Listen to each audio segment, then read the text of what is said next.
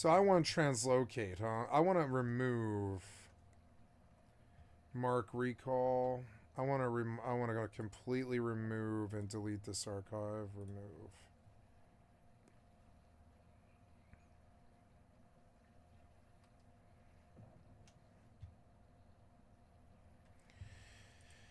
And I want to go back to translocate.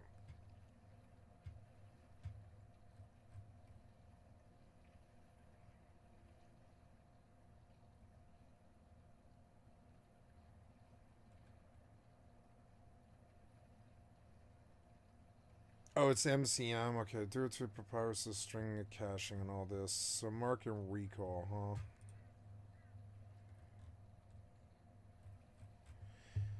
Let's search the mods for mark recall. Or just the word recall. Recall.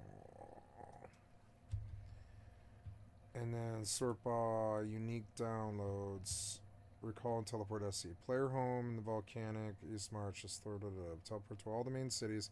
Recall anytime thanks to the previous owner's magic experiments. All usual features of a home. And a bit of Dunmer lore. Rework of the Grim Redoran Grove. Simple mark and recall just like Morrowind.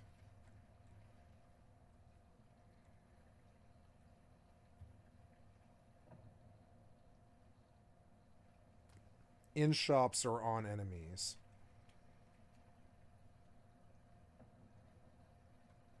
Here we go. This is the proper mod that I wanted, but I want to do the install first, which, you know, should be like another 2 minutes or something.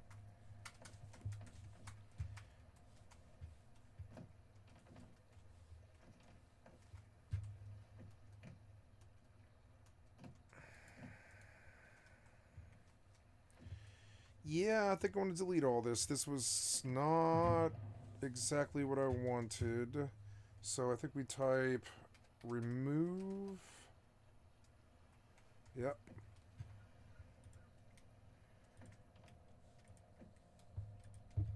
Large planter box. Oh, cool. You can get the boxers back. So yeah, just res all of it. It's all good. We good. Toying with ideas here, and this was not it. Removing's fun. I don't know why fucking Facepunch can't do this. I guess in PvP, I suppose it makes sense. Like, does not. You know, I suppose the balance makes sense. Dawn!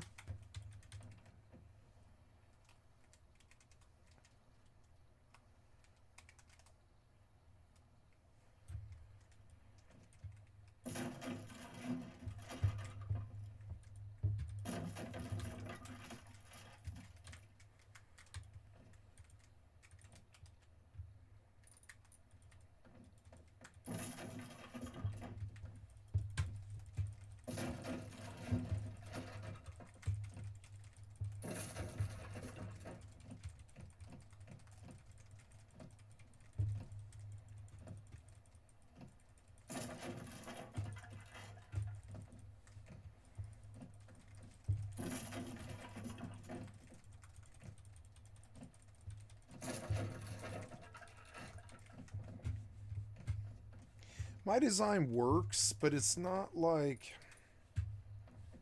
totally ideal. Now, what happened to my... Oops.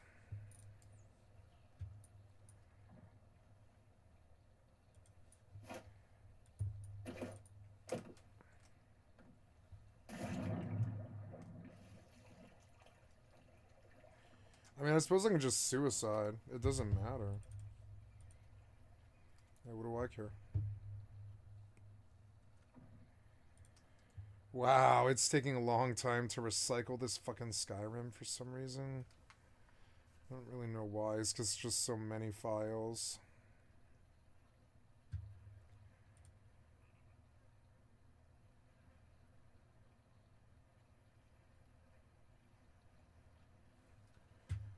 Double.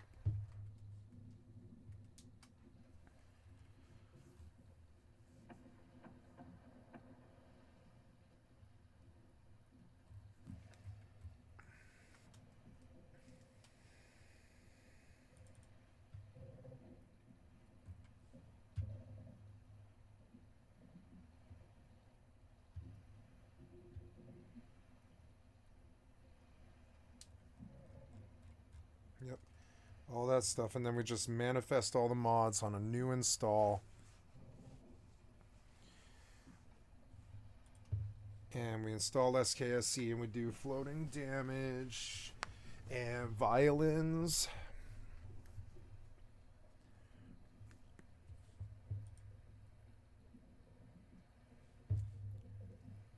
Close vortex. Maybe that's what's causing that.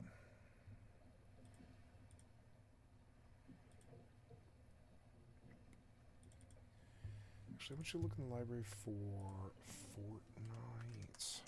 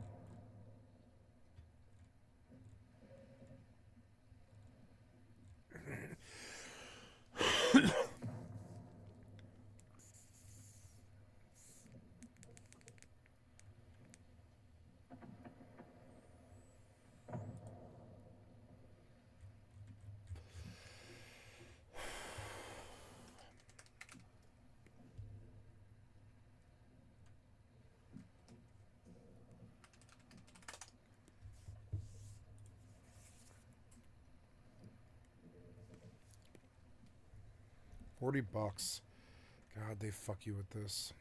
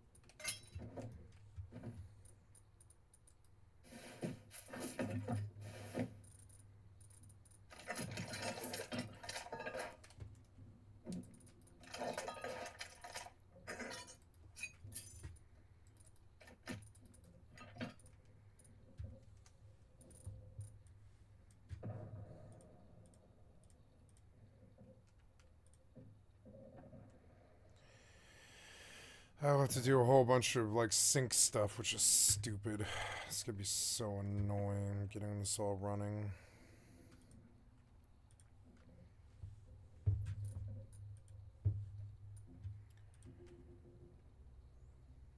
Maybe it's got all the settings anyways. So what do we do now? We go resync the vortex, which, yeah, we gotta open vortex. Yep, and close the vortex.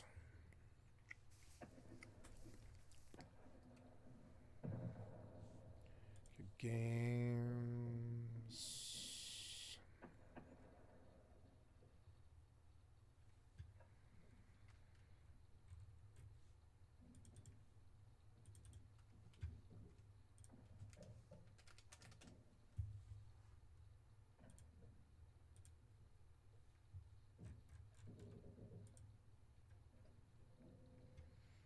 Wait, before we do this, I want to do SKSC. So now we should be able to do this anniversary build 1.5.97. 1.5.97.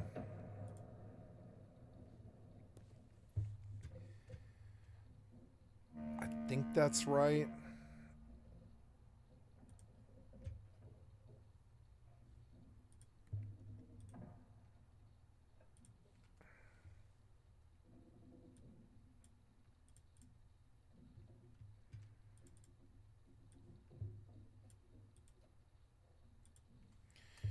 Okay, then we go to this, or well, my C folder, and we go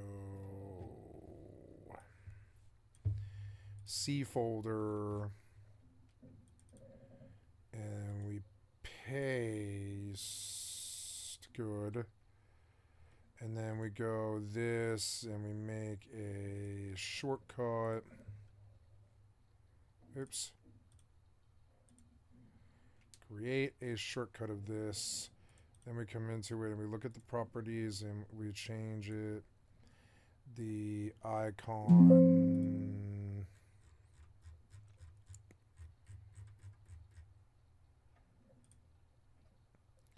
C. Skyrim. This guy. Open. Yep. Okay.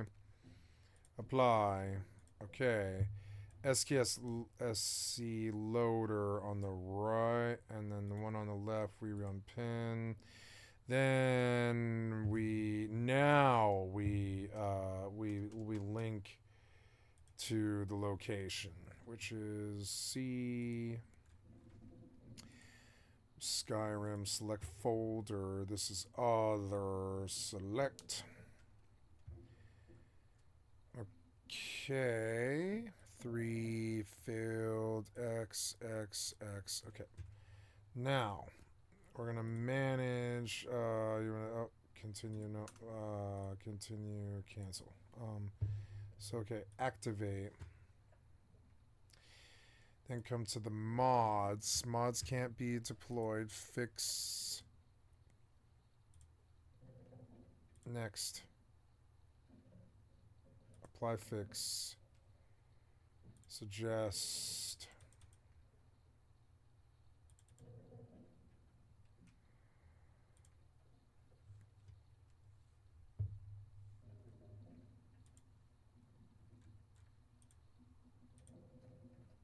Oops.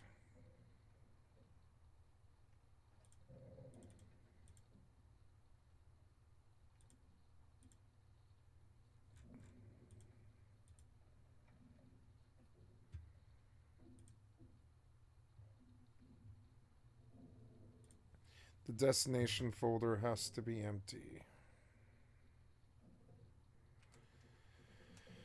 Okay, so in this, we're going to say mods, new folder. We're going to say mods, or well, vortex mods is what we're going to say. Vortex mods. Okay, and then we're going to go we're going to go vortex mods, select folder, apply.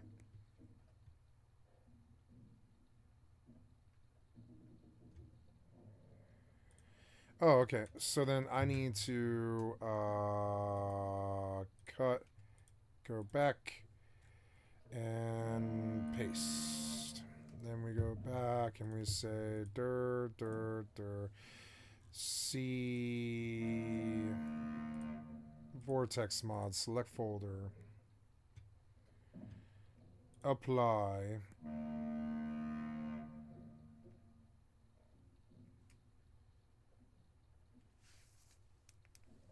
Good. Then we come back to mods and we have all of these listed, and then we're going to deploy.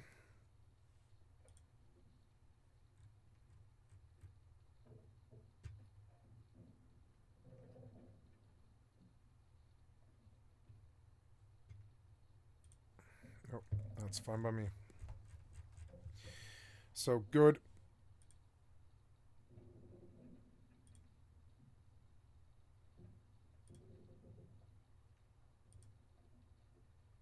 Okay, so then good. We have like all of that. Then now we go back and we do floating damage.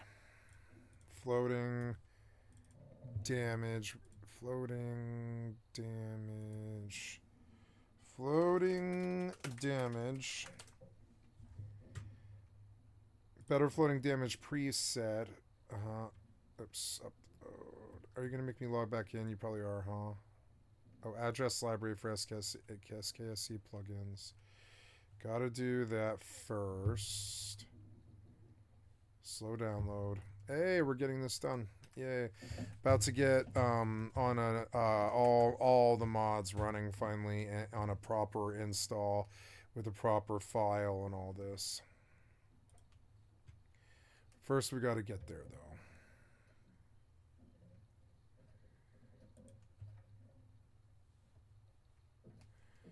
Okay, so now we go back and then we come back. Oops, now we go here and we say download this. Slow download.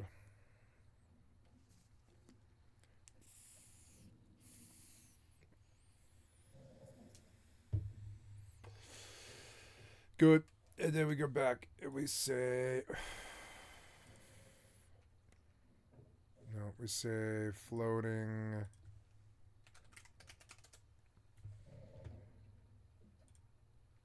No. We say floating...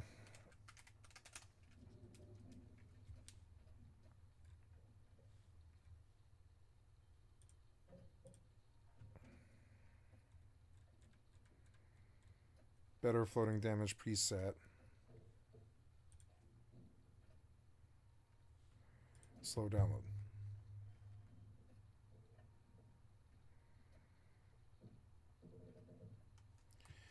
Okay, good.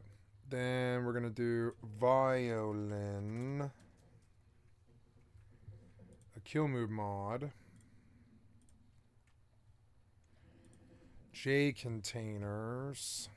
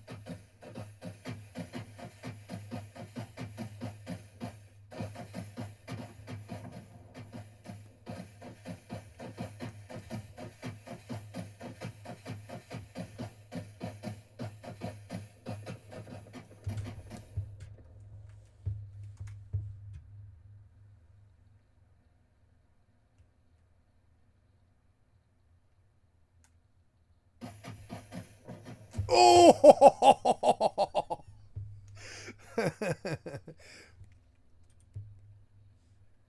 Ooh, Skyway.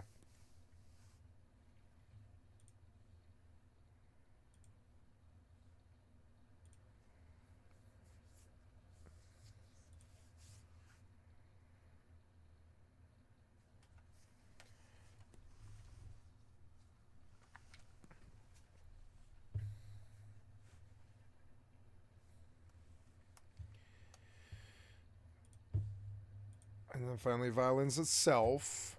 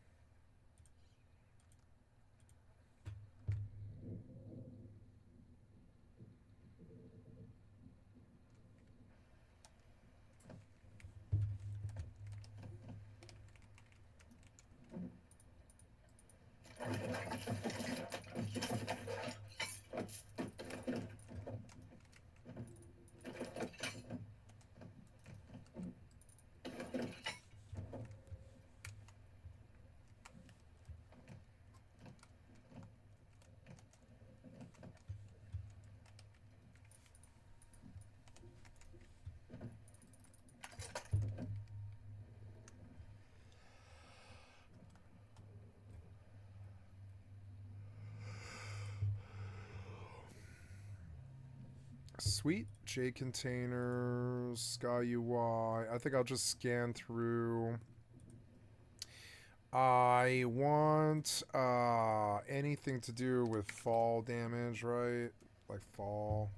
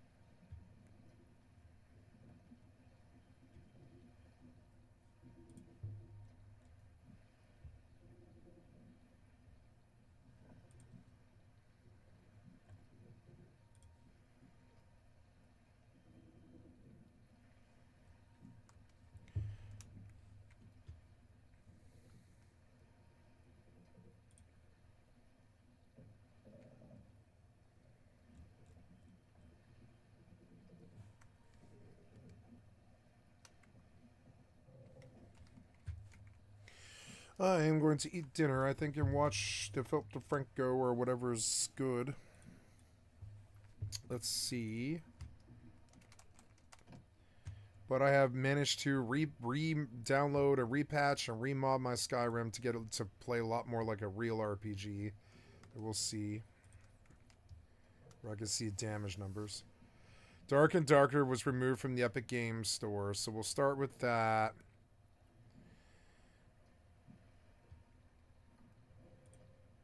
And then we'll go PDF and then SOG.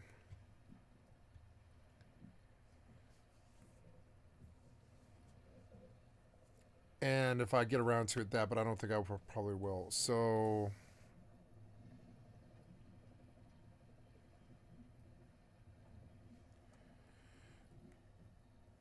make it big. Skip. Okay, what up, friendo?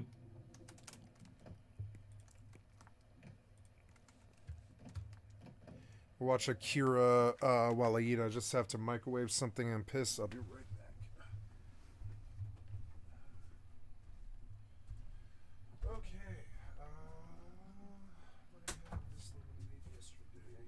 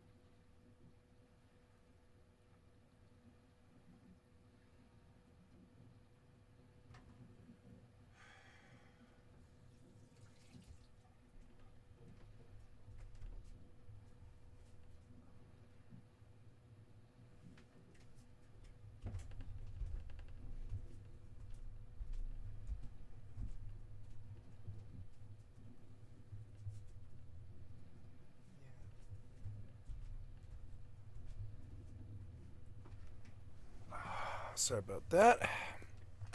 Okay. So, I think I'm ready to fire this up. I think.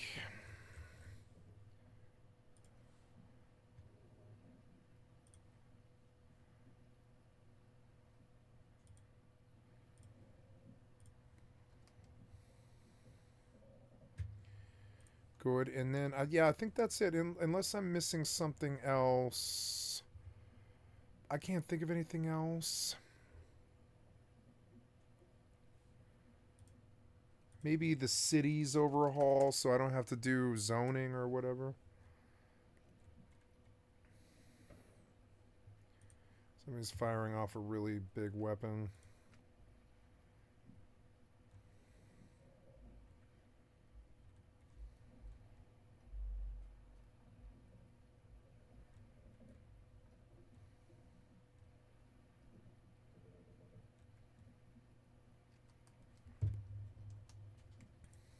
Welcome back.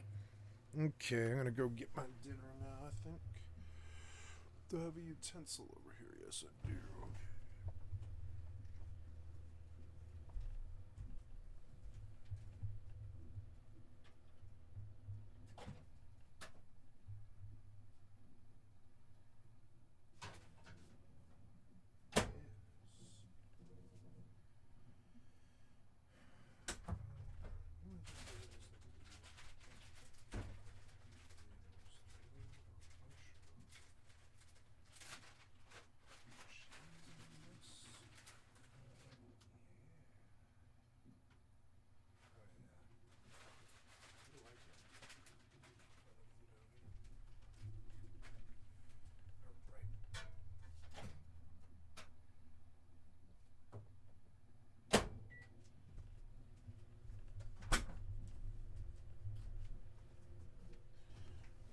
Okay.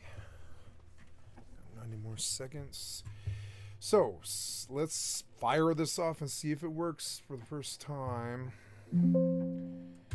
Oh, launching this is it failed. Please try running SKSE loader as an administrator. Okay, so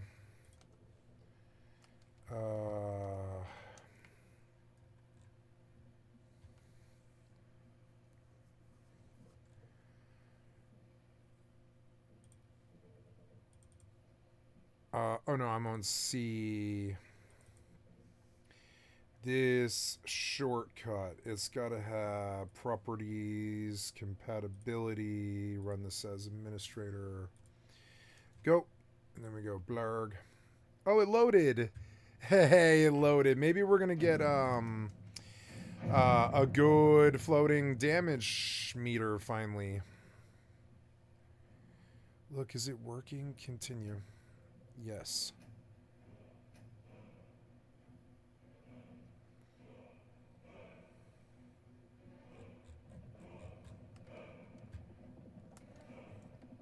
No. Wait. Go back.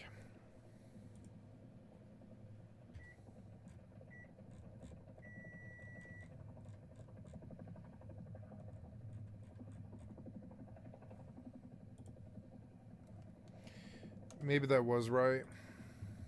Let's see. It loads better. Gotta make sure the cheese melted.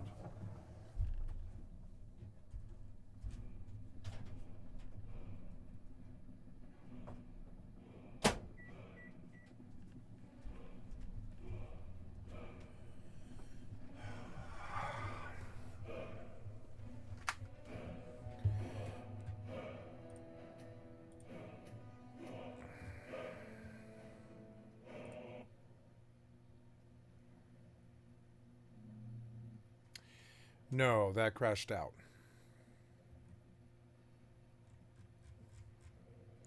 Which is unfortunate.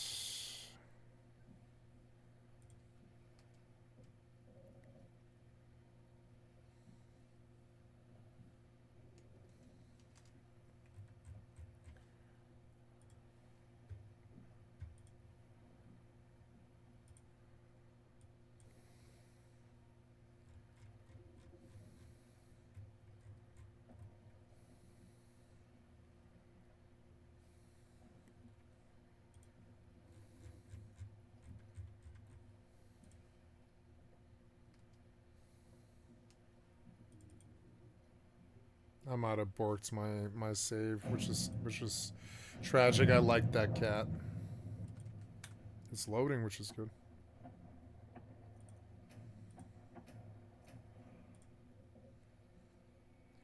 Wait, it's loading. No, it isn't. Well,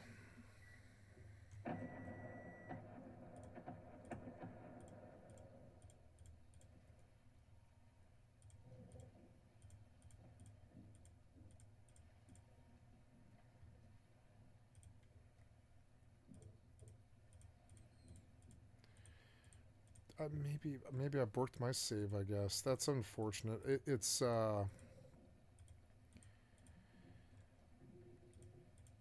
Skyrim. You can just play it again. I want one. I want a version that fucking works. You know, a version that works. Okay, time to eat dinner. Or maybe I should just play fucking like Starfield. I don't know.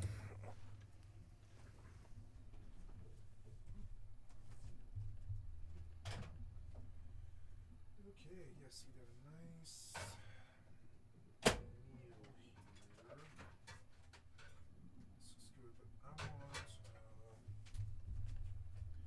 Oh, I got some water. Okay, so that's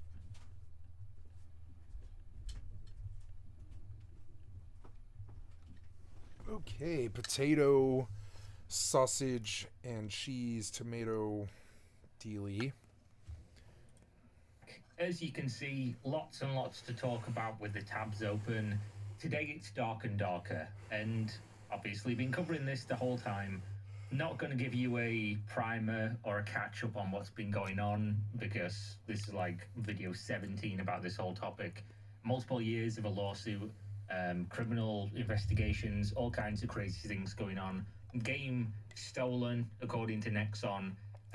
But there are big updates here, and I wanted to talk about this because there's a really interesting narrative at play here, and I'm going to speculate a bunch because some of this stuff we just simply don't know what's going on. So, about 2 or 3 days after the legal decision in South Korean civil courts, which basically said, Nexon, you lose on the claim of copyright infringement against Iron Mace on the product of Dark and Darker compared to Project P3, which was your internal project.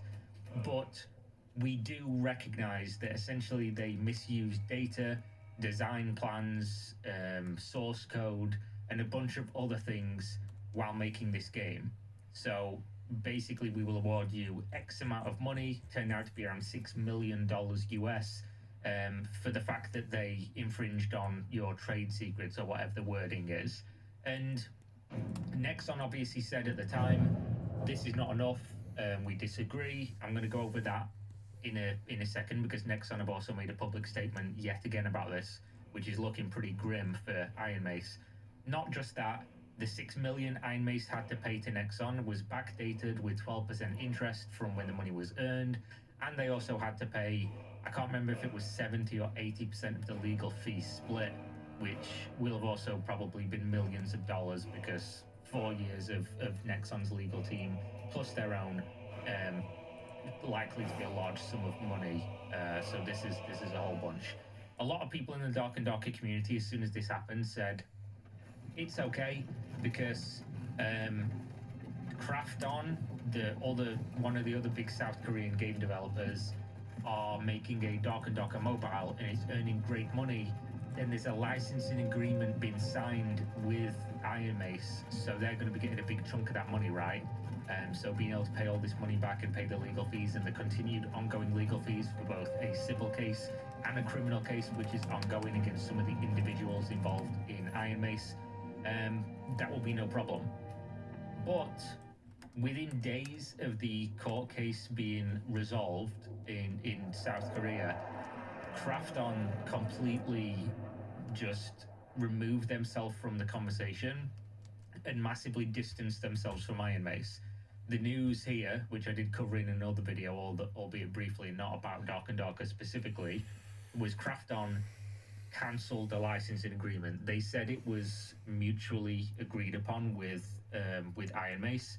But what's important to understand here, and just how bad this is for like the public perception in Korea from business partners and things like that, people in the industry. To understand how bad this is, you need to understand that Krafton, when they signed on to make this game, when they signed on to license it, they knew that there was going to be pushback on this and there was going to be potential for them to be sued. So what they did, while not knowing, obviously, whether or not Iron Mace were going to get absolutely fucking rogered in a court, they licensed the name and like the look and feel of Dark and Darker. They didn't license any code, they didn't license any assets. They made everything themselves from the ground up, just in case this happened.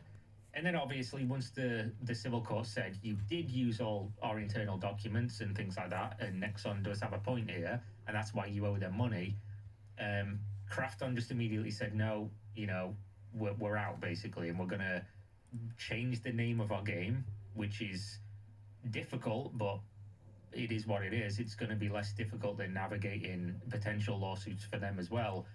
But we're distancing ourselves from the project. We're going to change the name. We're going to redo all the marketing, and we're just going to go forward with this project independently without Iron Mace. So no money's coming in from that. And then what happened, like a 4 or 5 days ago, a week ago, I don't know. I've been taking a break. Epic Games removed Dark and Darker from their store, which is fucking crazy. This is like a really huge development. Dark and Darker Legendary status, if you didn't know, was like a big pack that you could buy, and Epic Games gave it away on one of the, you know, free games weekly or whatever on Epic. So at that point, they were clearly, okay, promoting the game and working with Iron Mace to promote Dark and Darker. But now, you can't find Dark and Darker on the website. The page it used to redirect to, where you'd be able to see Dark and Darker, the free version, is gone. They appear to also no longer be allowing you to update through the Epic client if you have the game downloaded there. And it's unclear whether or not they'll even have the game hosted there anymore if you do own it, to be able to download going forward. It appears like they're completely dropping support for the game 100%. And when this came out, SDF, one of the leads at Iron Mace, posted basically saying, we don't know what the fuck's going on. So I'm going to speculate in a second after I read you this as to what might be happening. SDF said, Epic Games has decided to delist Dark and Darker from the Epic Games Store. So this is a decision that they've made. They're aware of the decision. And it apparently is based on claims made by opposing parties in an ongoing legal dispute. We know this means Nexon. We're currently working to understand the exact reason behind this removal. As far as I'm aware, nothing additional to this has been posted. And then he goes on to say it's not been fully complete because you can still buy the legendary status. You can't anymore. Like, within hours of this message coming out, you could no longer buy the legendary status. And then goes on to say, basically, apologize for the inconvenience. We'll try and figure out a way, if you can't play through Epic anymore, to make everyone whole so you can play and get your stuff or whatever on some other client or something along those lines. Now, with this being said, a lot of people have been speculating how or why would this happen, and I went and looked because this is important. There are no legal updates or filings for Nexon versus Iron Mace in Western courts, at least from what I can find. There are no updates for the old court cases, of which I believe there was 2. The last updates for those was like late 2024. So why is that important? Well, the only reason Epic would delist a game is either they're making a decision themselves based on maybe a working relationship with Nexon, and Nexon saying, you know, tapping the sign, look at what Korean courts have found, we're going to continue going further with this, you should probably not host this game, and Epic saying, yeah, you're right, actually, we agree, and then removing the game, or a DMCA, which would be very obvious. They wouldn't need to speculate on this. They've also previously publicly said when they've been DMCA'd, and also if they had been DMCA'd, Nexon would have also DMCA'd the game on Steam, and the game is still available on Steam. So for me, it doesn't appear like this is a matter of using a DMCA, because I don't want to get into like the depths of how a DMCA works, but because they've already had DMCAs filed and they counterclaimed, and then the claim went to court because Nexon opened, using this process, opened a lawsuit against IMACE in the West. Because that's already happened, I'm unaware, and I don't think they're going to be bringing legal issues to the West again until there are more judgments in South Korea, and until all that whole thing's been done. Because yet again, as soon as they try to sue them in the West, the Western courts are going to say, why the fuck are you here? Which is what they did last time. They said, why is a South Korean company suing a South Korean company in this court? You know, what are we doing here? It's going to take so many man hours. It's going to be such a ball ache to translate all the documents, have translators in for witnesses and things like that. Just go do it in Korea. And that's what they did. That situation is not finished, as you can see, because Nexon have said yet again, we're not going to stop here. We're going to continue, and we're going to hammer this home. We're taking it to another court. We're taking it higher up in the country. We're taking it to the top, tippity top, and we are going to prove that they did infringe on our copyright. They want to drain every penny that they can from this game, because as you can see here, on the 11th, which is today, the Nexon official said, we believe that this incident can serve as a warning to fair market competition in the industry, and we plan to further prove the defendant's wrongdoings through appeal. And then goes on to go over the details that Mr. Choi was on the P3 team. He illegally exported a total of 2,747 build files and about 20 source codes. It is known that Mr. Choi recommended these team members resign, founded IMACE, and began developing Dark and Darker in earnest in October the same year. This is the important thing, because a lot of people on the Dark and Darker subreddit and in my comment section that are fans of the game still don't believe that IMACE did anything wrong, and this is actually Nexon just being big bad and lying, or Korean courts being, you know, corrupt. The court ruled that the planning documents, system designs, and development directions accumulated by Nexon during development of P3 were trade secrets that should be protected, which I think most reasonable people would agree with. This is not a matter of Nexon saying, we have a copyright for, or it's our trade secrets, that if we try to make a game and then you go make a totally different game but in the same genre, you're somehow doing something wrong and we'll sue you. That's not what happened here. They made a game that was similar enough that, as you can tell here, the defendants used these for improper purposes. This is what the court ruled.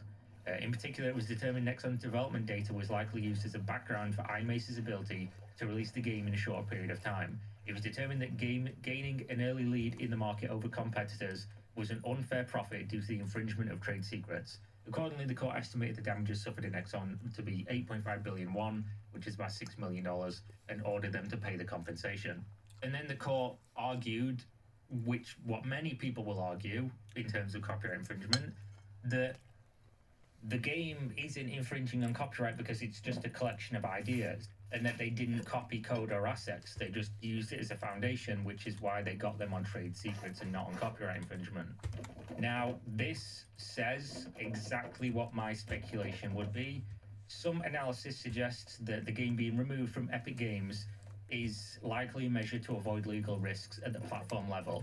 Now, how platforms will typically deal with DMCAs, if this was a DMCA, which I don't think it is they will just adhere to them. Because if an actual large law firm that you know exists, and you know that they're doing real law work, you know, this is not some random guy sending you something. If they know that this is a real DMCA and it's coming from a legitimate company like Nexon, every platform will adhere to the DMCA. They will simply take down the content, shoot first, ask questions later.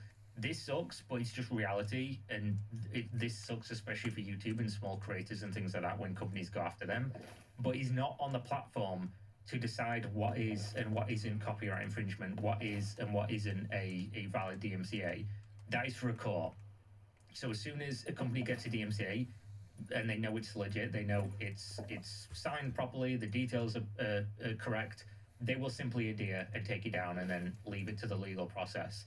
I don't think this is a DMCA. I think they've just seen what's happened, Krafton's distancing themselves already. They don't even want to use the fucking name because they're worried about what's going to happen. Nexon's obviously pursuing this further. And there's a good chance that if this does go further and there is like a 100% judgment in Nexon's favor in Korea, they then open lawsuits in the West and say, okay, we went and did it in Korea. This is what they found. Now we want you to block the game in these regions and things like that. This could be really bad, but it will also probably take a very, very long time to get anywhere. We'll probably not get any real news. And again, if it was a DMCA, 99% chance Steam would have also adhered to the DMCA just because of how that shit works. You don't want to be dragged in as Valve, as like a third party with more money than God, to be protecting a product or a company, staking your reputation for them, especially when a court has already found them to be, guilty of doing this one thing. That being said, there's no way to know. I don't think it's a DMCA personally, so I wouldn't be worried about Valve taking it down, because Valve are notoriously hands-off unless they are actually given a legal document and told, we want this thing taken down and you have to comply, which only a DMCA or a court could do. I don't think Valve's going to take down the game. But Epic Games seems to, at least from what I can tell, have made this decision and just said, yeah, fuck it, we don't want to risk that, or maybe we have a working relationship with Nexon and we don't want to sour that, and obviously it's not worth it for this game, which may or may not have been making them a bunch of money on the platform. There's no way for us to tell. Either way, this is a massive development just purely because of the narrative that companies are distancing themselves from Iron Mace after the South Korean court ruled what they did. Which is what I always assumed would happen. Especially with that's what I knew would happen the day one when I heard about this. Places is not good, especially when you have had a very large sum of money to pay out and large sums of money going forward. This story matters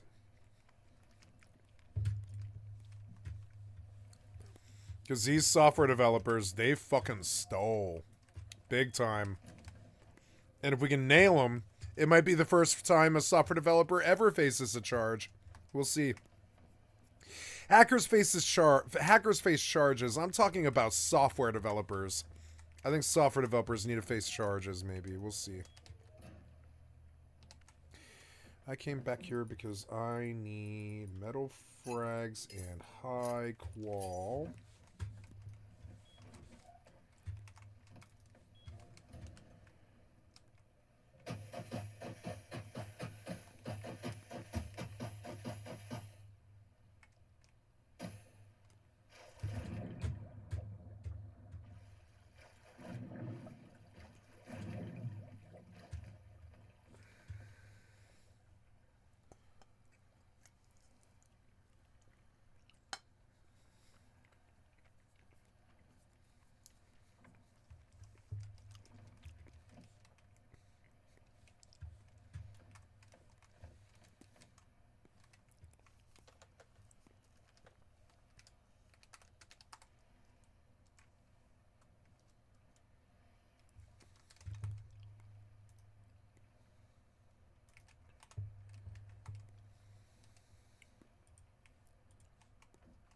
Oh. I don't know when it worked.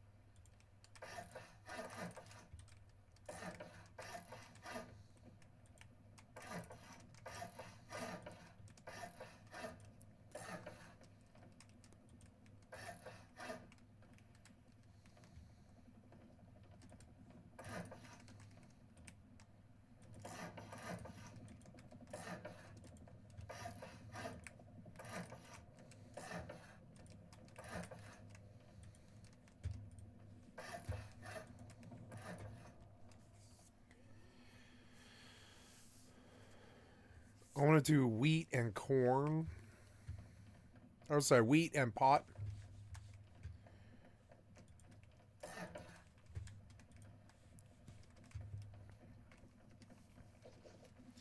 Been a while since I've been to a farm.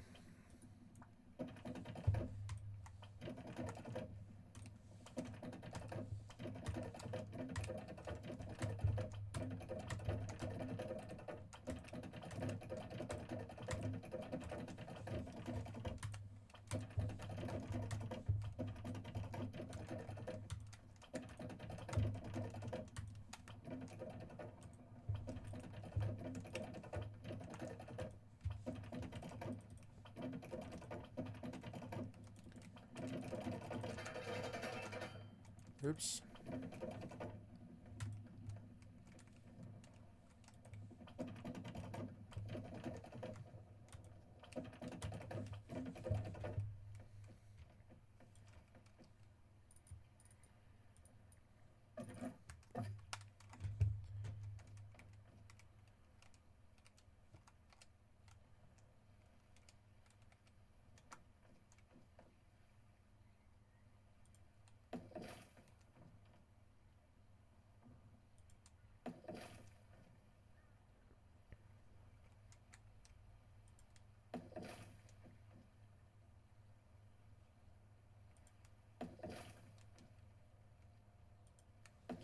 This is it. I'm getting there. This is the design.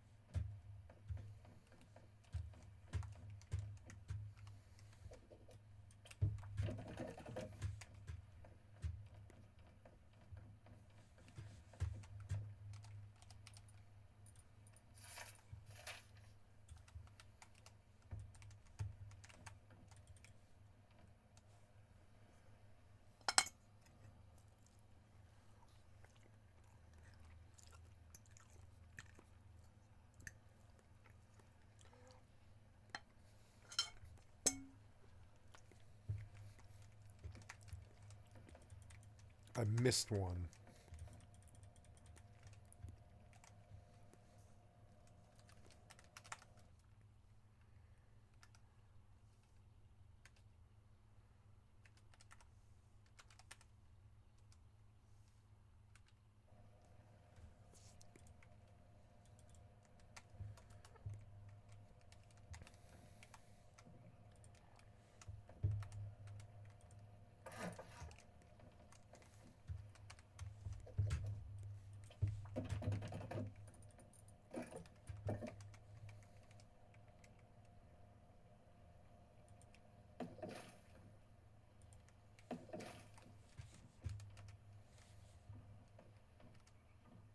$18 to $20.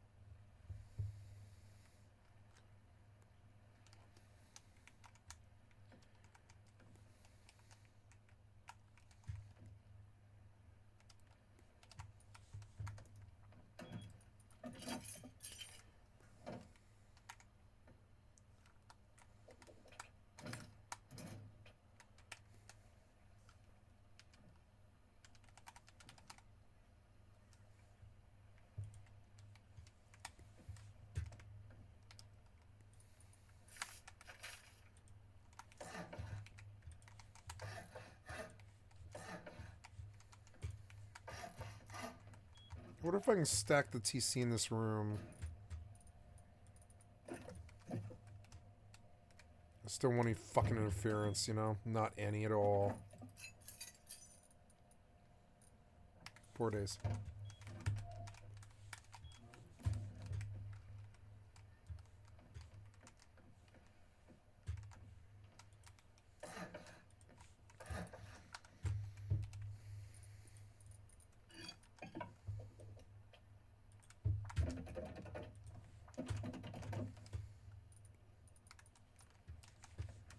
Wait, what happened to the last two?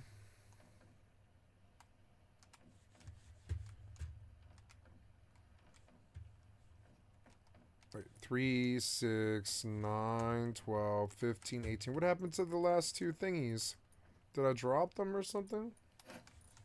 What happened to the last 3 thingies? Oh no, they're there. So I don't know. Do I do it? I don't know. Can I fit this here? No, I can't. So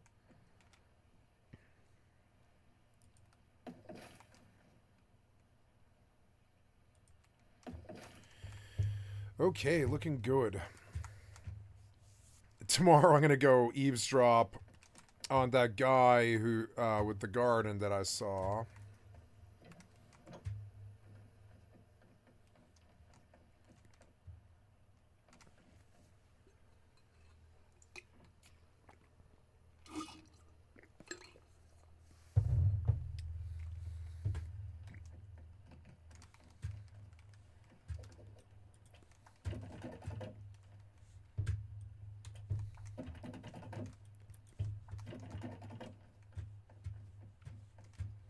Oh, really? Damn it.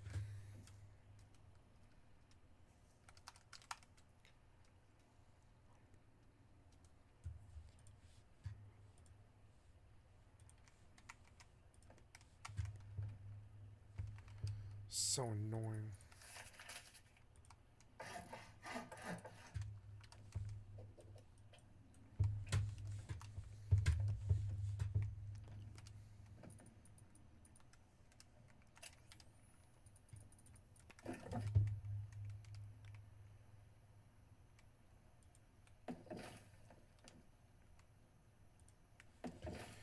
There we go. A little bit better. Oh, I missed one back here, too. How did I miss all these? Did I just not look? Like, what? Maybe it'll just let me do it. Let's see if it'll let me do it. Oh, it will. No, block by lush planner. Damn it. The remove tool is so good.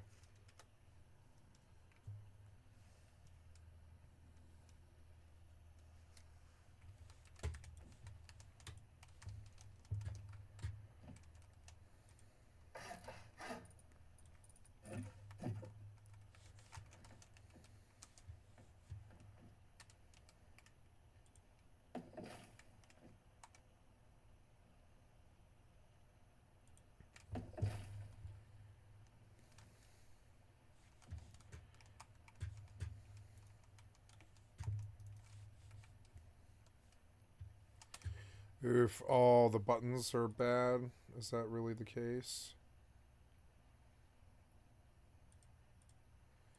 Mod configuration, MCM, Sky UI, nice.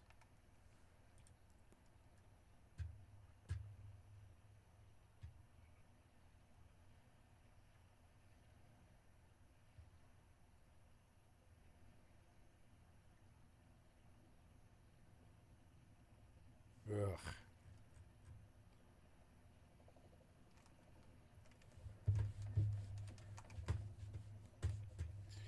Wait, how did I miss that one too? I'm missing them.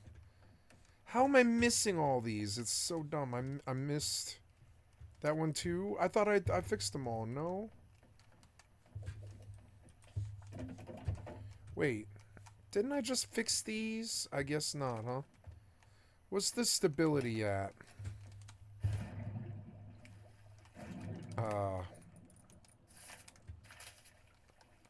It's 86% stable. It's not that. Well, okay, I guess I missed these two as well, so that's fucking annoying. Let's just remove the center 4.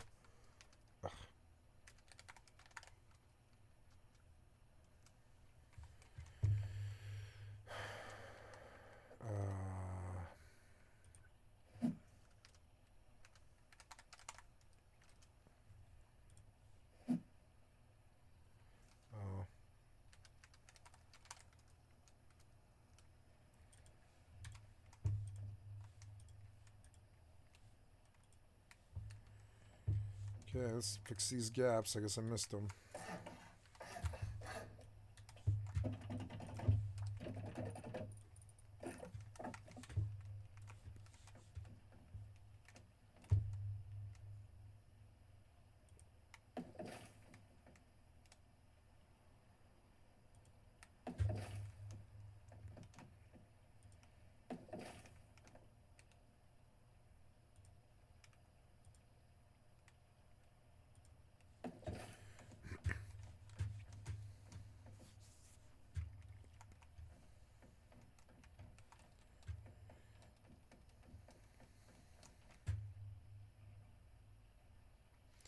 Yeah, who cares if you have to put extra sprinklers on every hanger? Who cares about that? How do I pump the water? Don't I need a pump that's like... Maybe I can get... Oh, I think I can probably fix it. Yeah, I can probably get half water for a pump.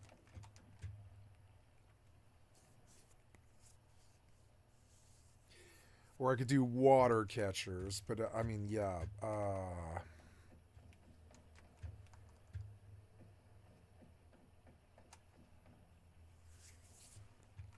It's a whole learning process, this, and it's a lot better when you're fresh. So I've done quite a lot of Rust, so let's do some other stuff. Quick save, yeah, quick save. Oh yeah, the fucking, all the settings, I guess? I don't know. Activate should be F. Well, I mean, yeah, really, yeah, it doesn't matter. I guess it would be E, actually. Ready, Shivazar. Character menu needs to be C. Toggle POV is Z. Jump is space. Sprint is shift. Shout power is mouse 5. You aren't doing any mouse key things. Whoa, what happened there? What?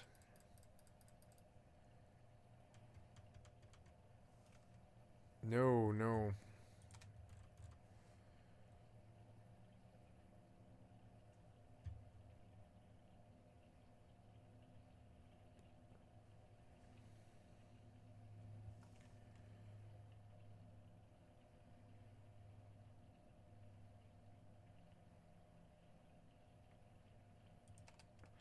I don't know. You're not going to let me do that on mouse 5? Dear God, why?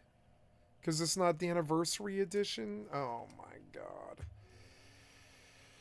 God. This reminds me that there's another mod that I'm kind of missing, which I guess I'll deal with.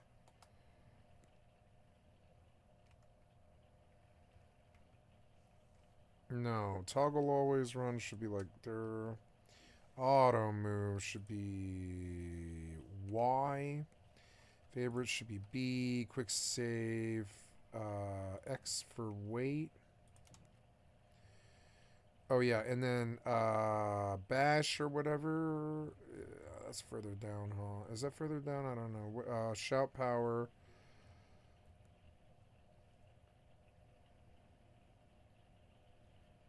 Journal should be L. System tab. Escape. Quick inventory should be... I think it's actually V, and then quick map needs to be tab. Quick stats should be N. I think, yeah, and that seems good, but then I recalled that I don't have a mod that I wanted.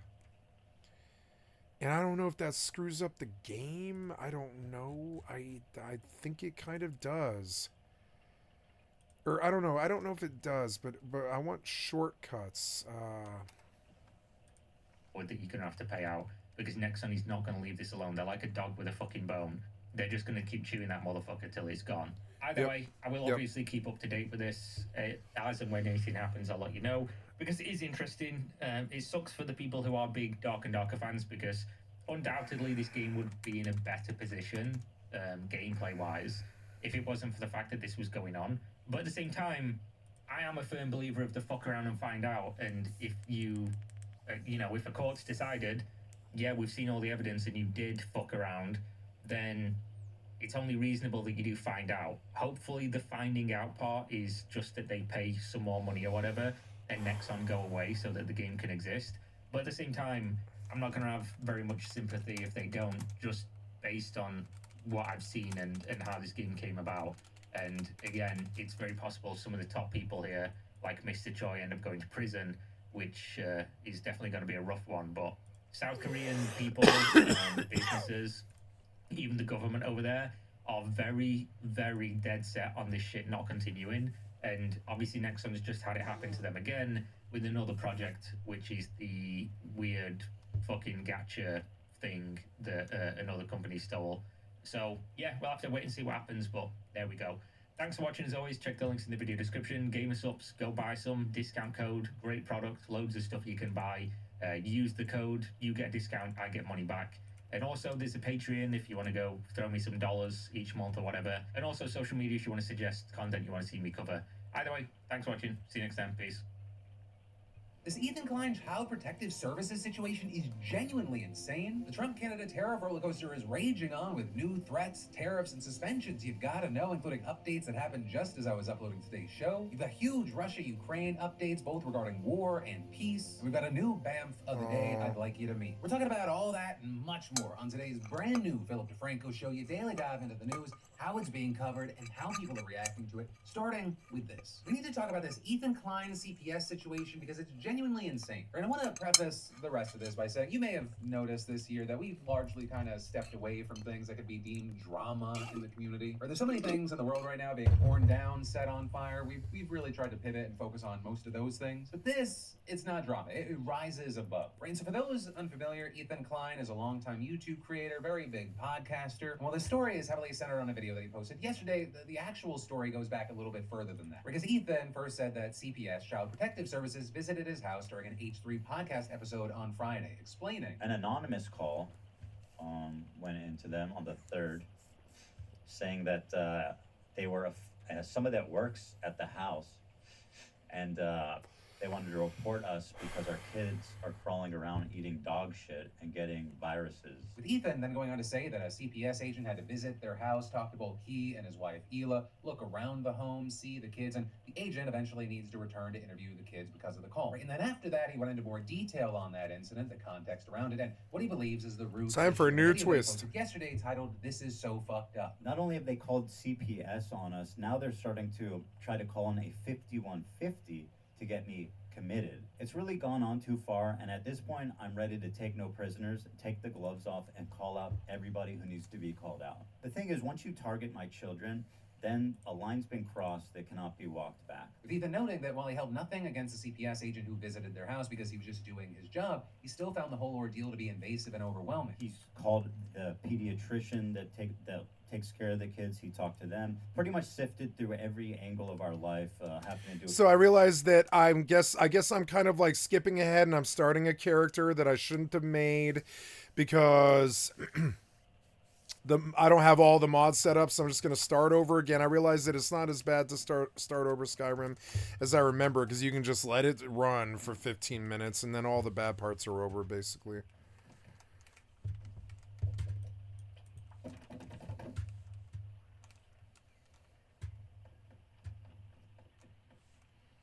At some point, I became like a bit better of a builder. I don't know. I don't really like building, though.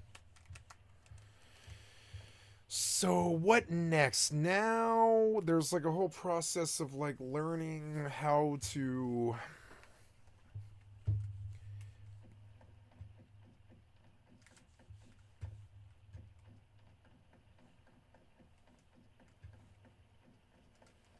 well, I need, yeah, there's like the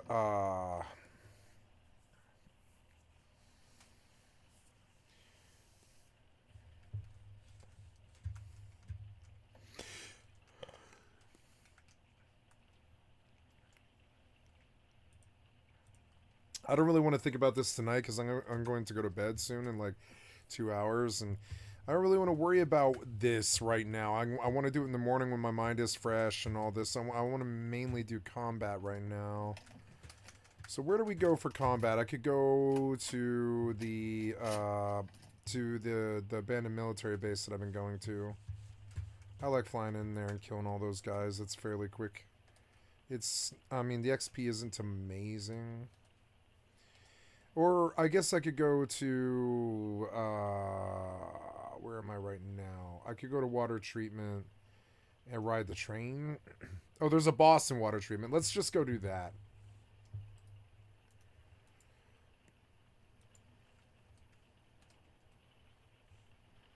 There's a boss in water treatment. So we're going to 4, which is red. 4 is always where we're going, I guess. 4. So, J.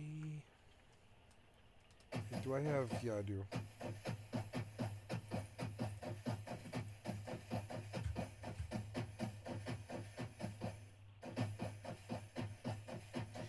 My God, I love the jetpack. I think Face Punch needs to add it to the game, and they need to fix it, and they need to like make sure it runs.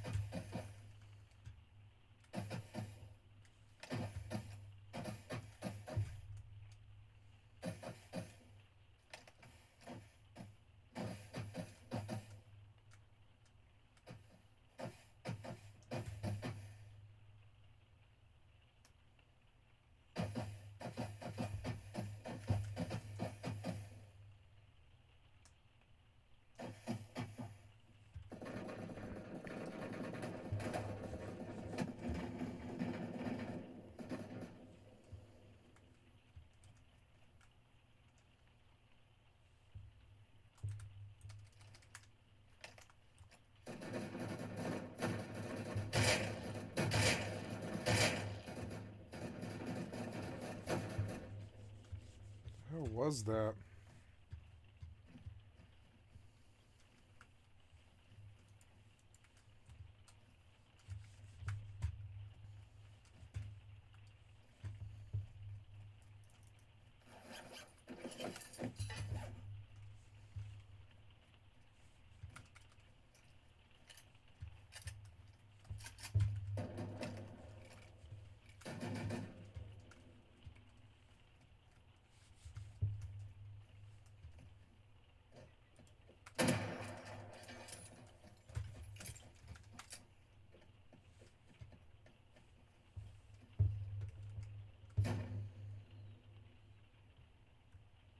He killed the boss as I arrived, huh?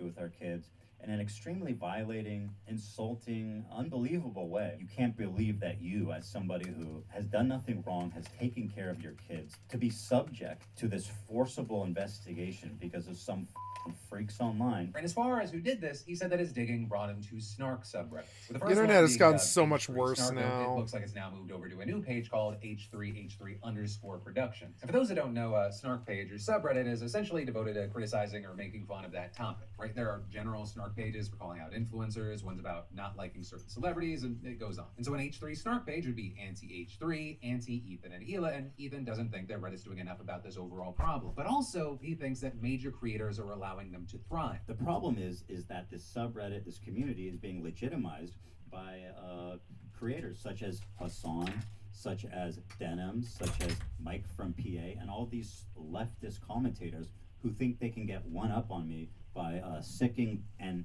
participating and legitimizing the most crazed psychopaths on the internet. Or with Ethan specifically accusing Hassan and other creators of, at the very least, minimizing what the subreddit has done, and at one point appearing to suggest that Hassan's fans were responsible for the CPS call and other targeted harassment towards him. Yeah, that right. is Hassan and Ethan have been at odds for a long time now. They're former friends, former podcast hosts, and there are a lot of recent tensions that are tied to their opposing views around the war in Gaza. Their relationship and the fallout, it's long and storied. But going back to Ethan's video, he then went on into more context as to why the CPS call specifically accused him of letting his kids eat feces off the floor, and he showed a stream from the beginning of the month where a creator by the name of Denims reacted to a creator by the name of Bad Empanada. The house is just like covered in dog shit, and he has kids, and his kids like crawl into the dog shit, and God forbid, I don't know what they do with it. I don't know if they eat it. How is it that like maybe once a week I look into what Ethan Klein's been up to, and every time I manage to find more and more terrible shit.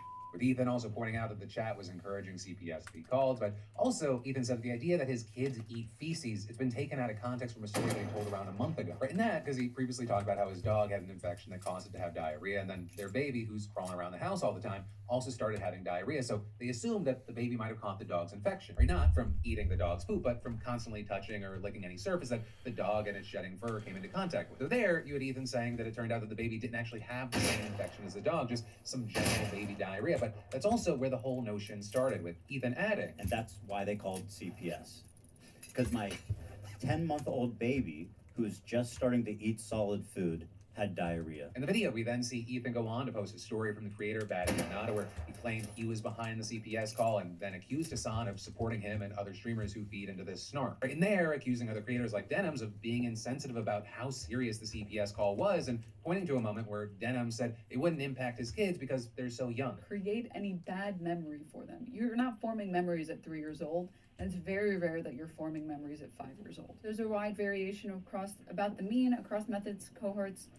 The average age of adults' earliest memories is 3.5 years old. You're not really forming memories at 3.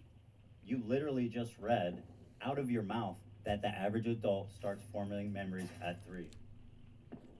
What is happening? Her defense for sending the CPS to break up our family and to interrogate our 3 and 5-year-old is that, don't worry, kids don't remember stuff. But then from that, Ethan goes on to focus on how he thinks that snark pages at large have just gone too far. He's saying that they knowingly spread false rumors, accusing the mods of doxing his office, and adding, Has Reddit done anything?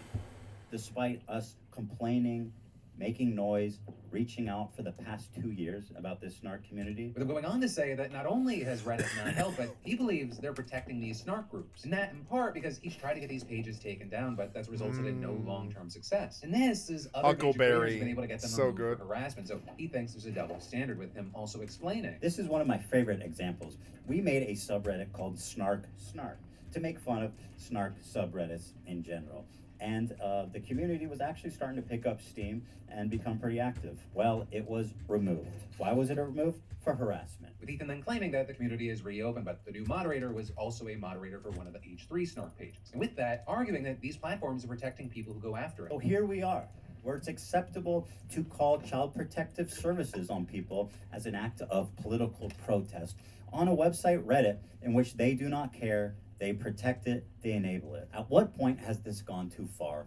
And how much worse can it get before something is done about it? Right, and as far as the reaction to that video, I mean, if you go into the comments, you have a lot of people agreeing with him that it's just gone too far, that targeting children is not okay. Right, and that sentiment appearing to come from both people that support him as well as people who have historically not liked him. Folks writing things like, regardless of people's opinions on Ethan, you would think everyone could agree that getting CPS involved is unhinged. Others focusing on the fact that whoever called CPS diverted resources away from someone who may have actually needed them. Though then all of that, while on the opposite side of the internet, including on some of those snark pages, you have people questioning the validity of Ethan's CPS story. You then also had some people that Ethan called out responding, or Bad Empanada posting these on his Instagram story, but then also calling out Ethan, saying that he encourages his fans to go after his ops online and reveals their personal information too. Additionally, you had Hassan reacting on stream to the claim that his fans were behind the CPS call by saying, Why in the ever-loving would I ever do that, or even one of my fans would ever do that?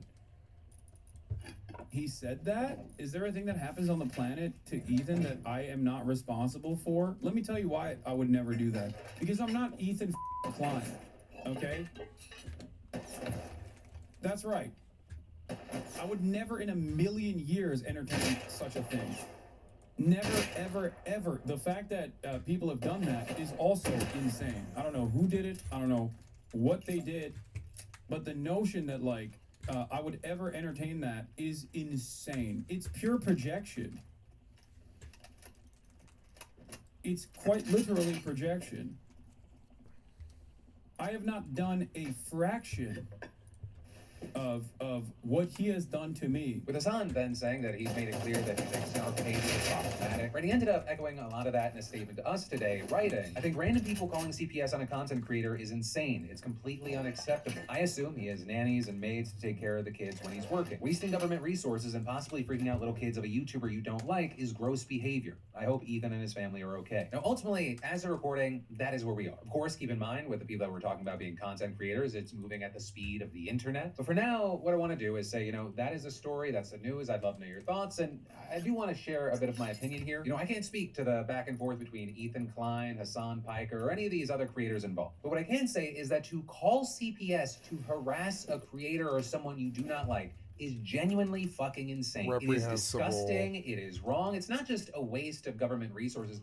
I would argue this is just a different version of trying to swat someone. If someone gets swatted, you want to harass, you want to scare them. Worst case scenario, someone gets fucking killed. If someone knowingly calls CPS to harass, they're trying to harass you, they're trying to scare you, and then worst case scenario, the system is fucked and you lose your family. And I'd want to see the people responsible for fake CPS calls punished in a similar fashion to swatting calls. I mean, how many stories have we covered over the years where there are children that are genuinely being abused and mistreated and need help, and you're fucking taking resources away because you want to harass a YouTuber? That's not warranted. It doesn't get validated or get a pass whether I like the person or I fucking hate the person. Ultimately, that is the story, and then separately, my opinion, and then of course, I'd love to know your thoughts in those comments down below. Because remember, yes, this is a news show, but I also want it to be a conversation. I want to hear from you, and then, of course, we talk about things at the end of the show and commentary from the previous show. And then we'll get to more news in just a moment. But first, it's been really cool working with SeatGeek on the $500 weekly giveaway and seeing how you're using your winnings. From concerts and Broadway shows to sporting events, you beautiful bastards are absolutely crushing it. And keep in mind, we've got Kendrick Lamar, SZA, Tyler, the Creator, Beyonce, Morgan Wallen, just to name a few, all on tour. So if you haven't entered yet, just do it. I mean, next week's winner could be you. And for the uninitiated, SeatGeek is the #1 rated live event ticketing app with over 28 million downloads and access to a wide array of entertainment to get you and a loved one out of the house. So if you're new to SeatGeek, scan the QR code and add code Phil for $20 off your first purchase. And then, while you're there, just simply add code PDS to your SeatGeek account as well to get $10 off future purchases, and you can be one of our lucky weekly winners. That's $500 in credit towards any of SeatGeek's 70,000 events. Because again, SeatGeek vets, if you used it before, you can still add code PDS, which gets you $10 off any purchase. And again, you'll be entered for your chance at the $500 SeatGeek credit, no purchase necessary. Then, next up in the news, we need to talk about how, while Trump may have paused most tariffs on Mexico and Canada again for now, that hasn't stopped a trade war from escalating. Or with, among other things, yesterday, that war hitting more than 1 million American victims when Ontario Premier Doug Ford announced this. Play the clip. Until these tariffs are off the table, until the threat of tariffs is gone for good, Ontario will not relent. We will not back down. Pausing some tariffs, making last-minute exemptions, it won't cut it. We need to end the chaos once and for all. That's why today we're moving forward with a 25% surcharge on electricity exports. For the 1.5 million American homes and businesses that Ontario powers, homes and businesses in Minnesota, Michigan, and New York. This surcharge will cost families and businesses in these states up to $400,000 each and every single day. On an average, this will add around $100 per month to the bills of hardworking Americans. Yeah, I heard that Kentucky's fucking unhappy about this, and now Ontario's unhappy about this.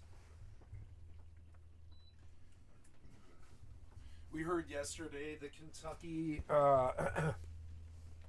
Kentucky lost their business with Canada completely, and they were selling most of their bourbon to Canada. We're talking about, Jack Daniels, basically. The Jack Daniels people that make Kentucky bourbon. They got banned in Canada to slap Trump in his idiot-ass fucking face. Fuck face Von Clownstick face. This is probably better than that.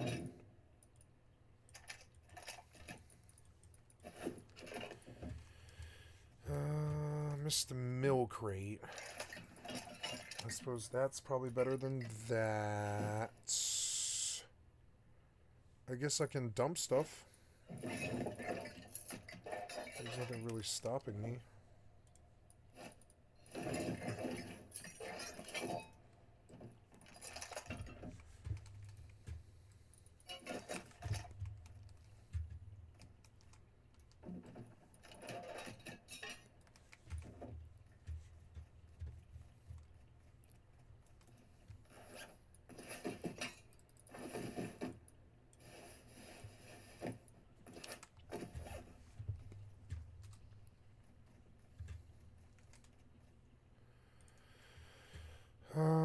I guess I'll bomb out now. Respawn at the boat.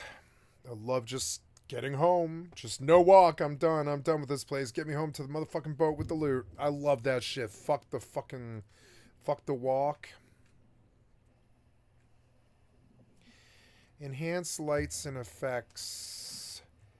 I don't think enhance blood textures, but not enhance blood lights and effects. Let's get that.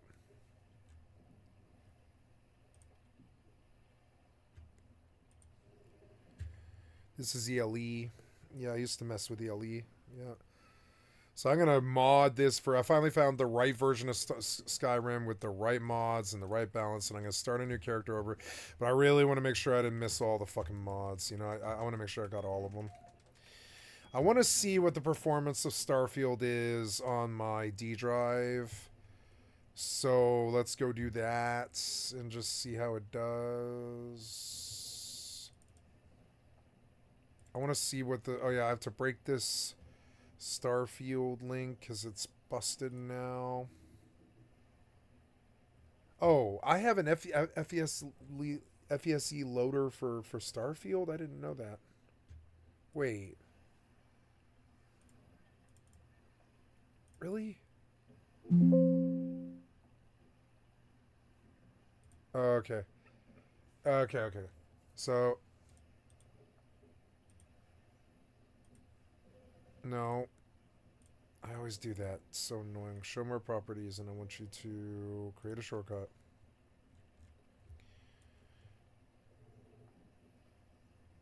Yeah, and there we go. There's my new Starfield on a new drive. While I surf for mods on Skyrim, Enhancer, Hardcore, tweaks the weathers, requires Dawnguard, and enhanced ice, patches... Smims, lanterns and stuff, miscellaneous optionals, no candle smoke, and torches. New flame for torches. So cool, enhanced lights. That's cool. See, we missed a couple mods, and I just want to make sure. So, program compatibility. I want you to load this Starfield now and see how the performance is, because if it's super fucking bad, I don't know. Eventually I'll have to get an SSD, a really big SSD that runs all these games. I'll have to buy an SSD.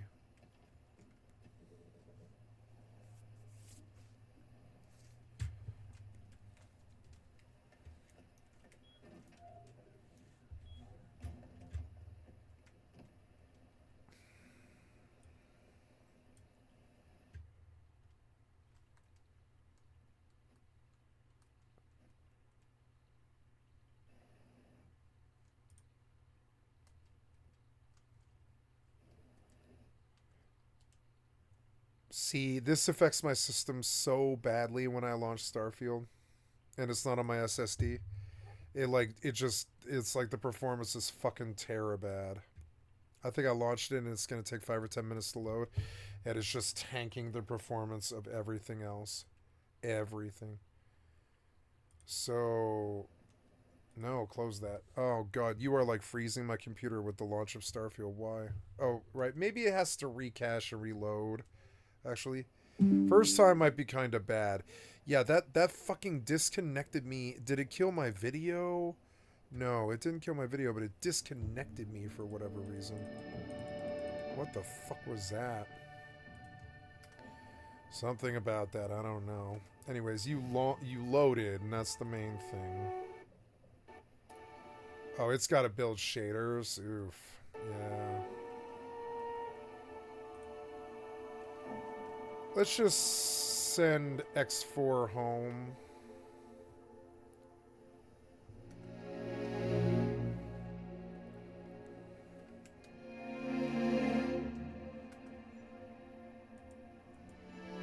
Yeah.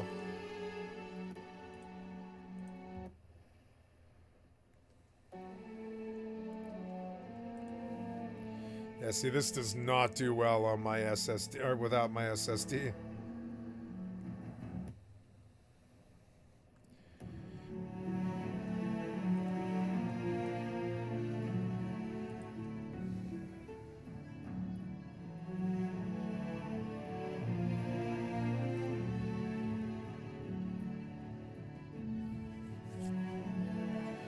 Let me get something to drink while this loads. Oops.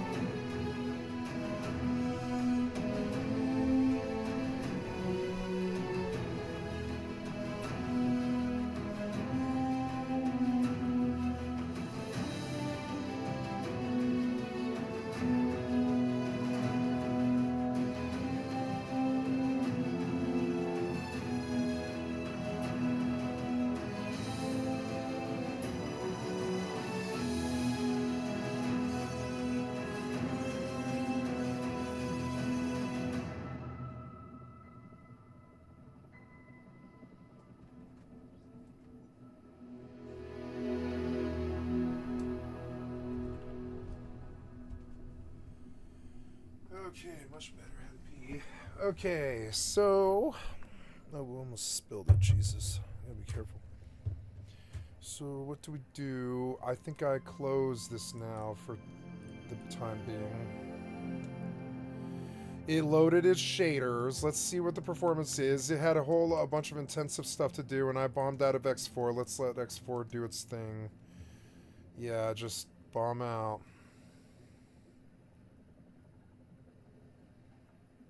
Yep, good, good. Turn this off. Turn it on here and confirm.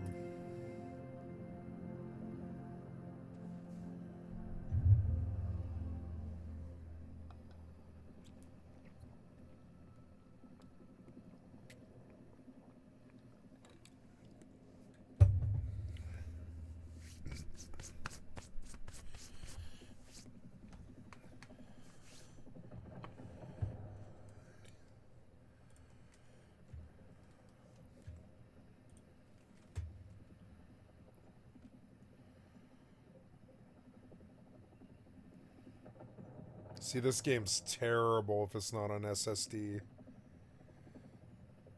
It should load right here.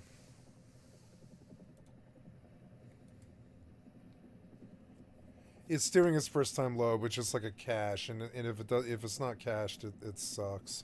It does suck. Oof, look how long that load was. But let's just see.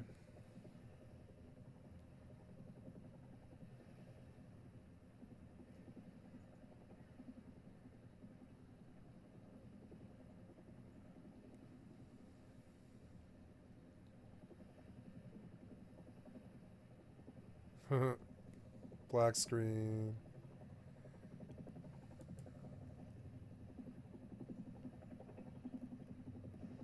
Oh God. Wow. We got in.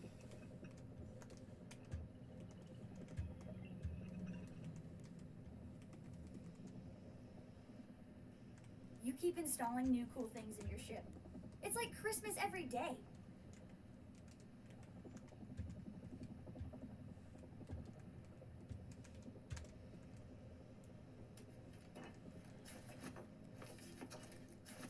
I mean, it loaded. It was hard the first time. It was kind of hard on the computer the first time, but it loaded.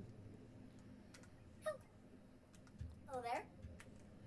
I don't really want to hang out by Calico or whatever. Oh, it auto saved me, which was like kind of lagging. It didn't like it. There we go.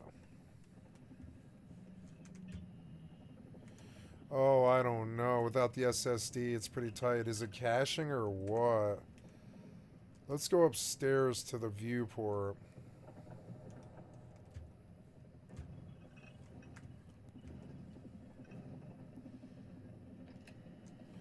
No, it's hitching. Fucking full-blown, like, hitching.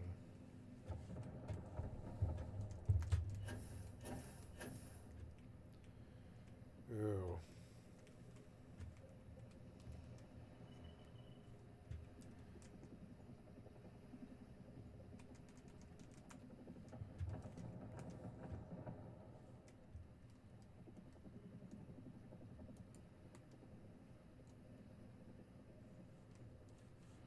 I don't know, maybe it's better without the lossless. Maybe it's got it on already, is maybe what it is. Oops.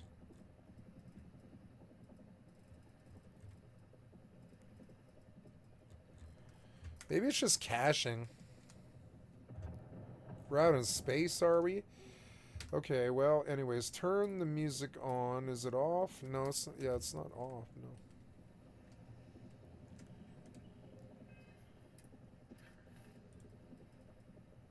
Ward the Scow. Okay.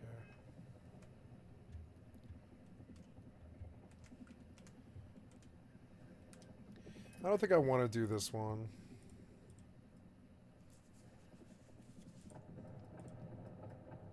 Let's go do that one. Heinlein. Hell's yeah.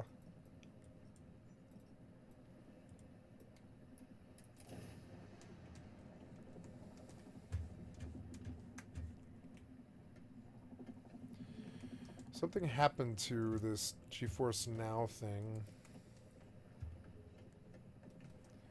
It doesn't look normal. It looks all weird. I'm going to close it.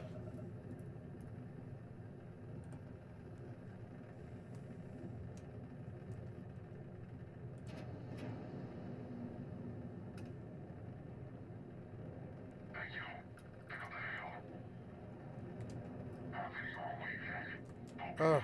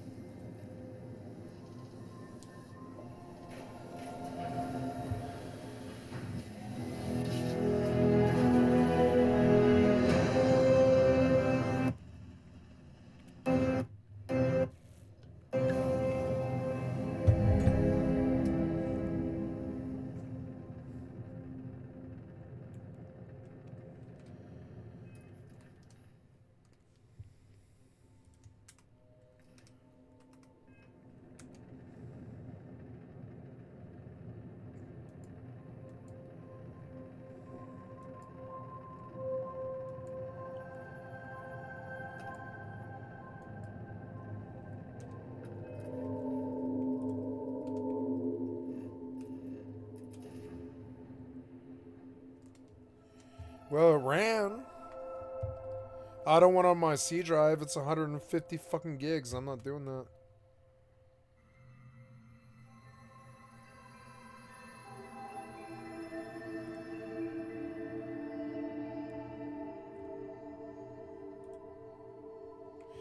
Yep, we're gonna do real and actual hair.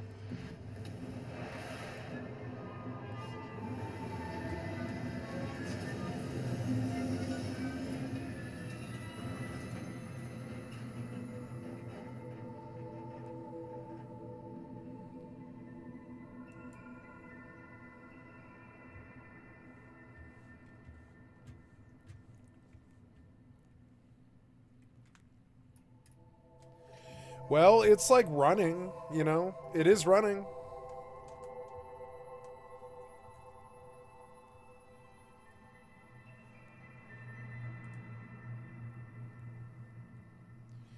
I'm noticing it's taking a lot of my system resources to run it, though.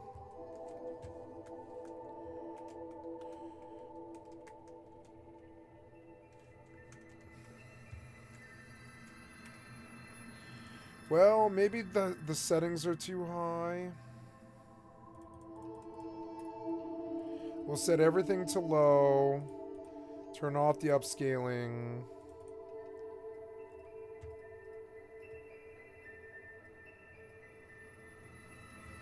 And we'll turn it all down. Yeah, because the game's kind of intensive. It's still the game still looks good.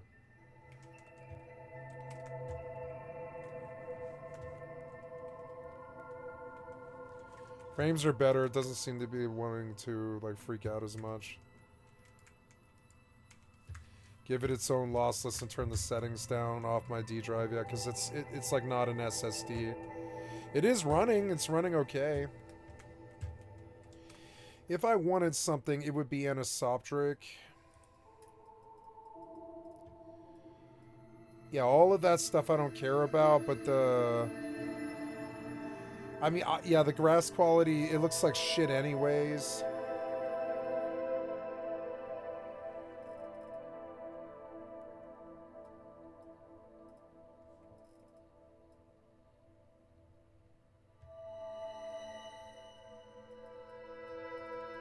Yes, here we go. Anisoptic, I want it up. See, that's sharper. It's still sharper, but it's not like, it's still like, you know, it's not amazing. But the game still looks good, and you can still see. I want frames, I don't care. And the music's another part of it.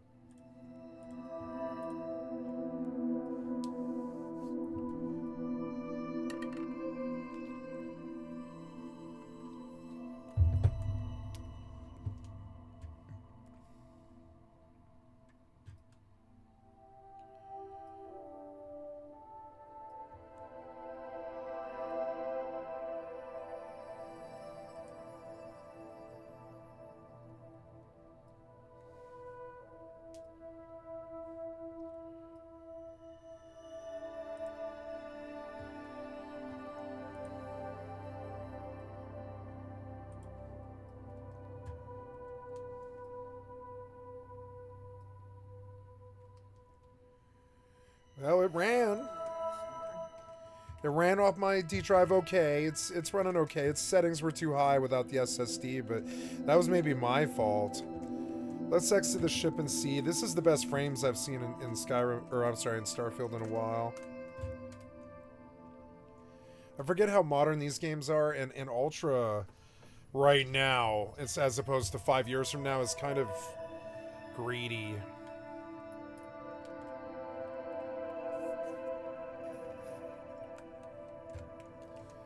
Oh, damn, that looks so good.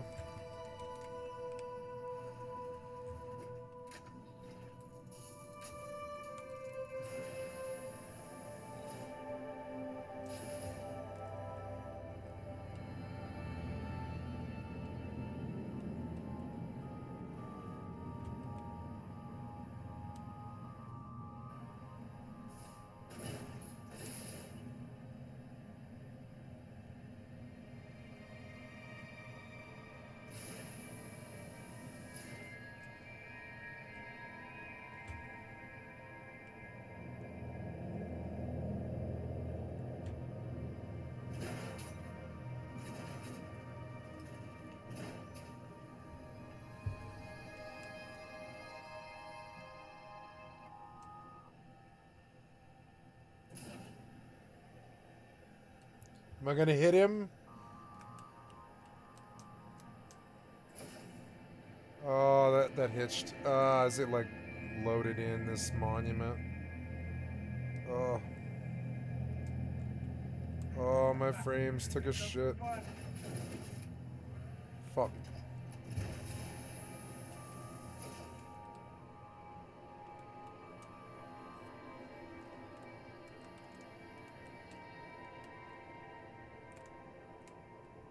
Never mess with a code.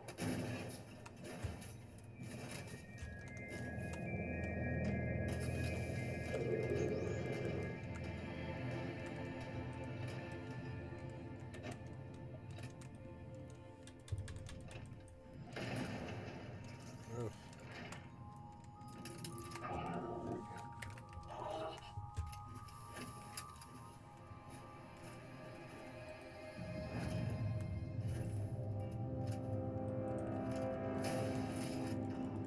Oh man.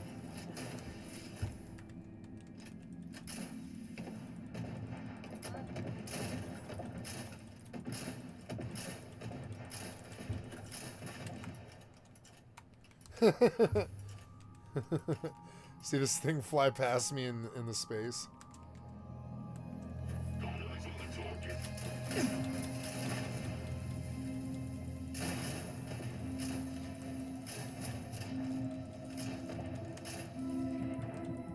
Oh, he killed me.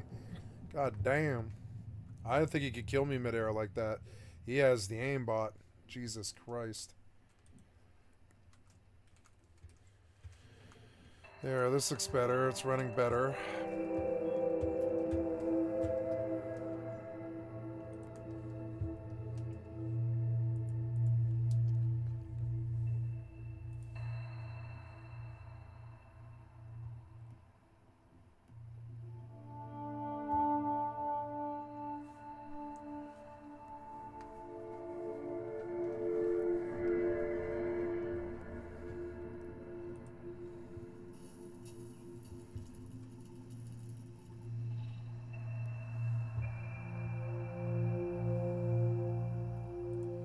No.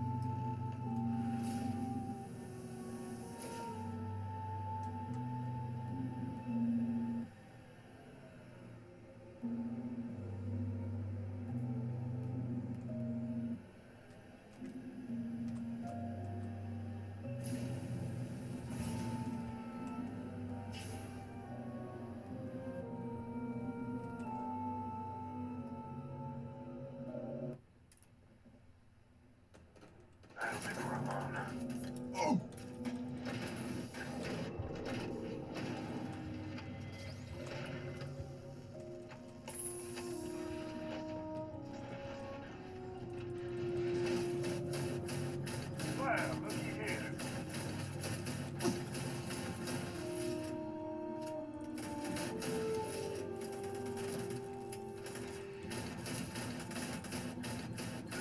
blood pumping, huh?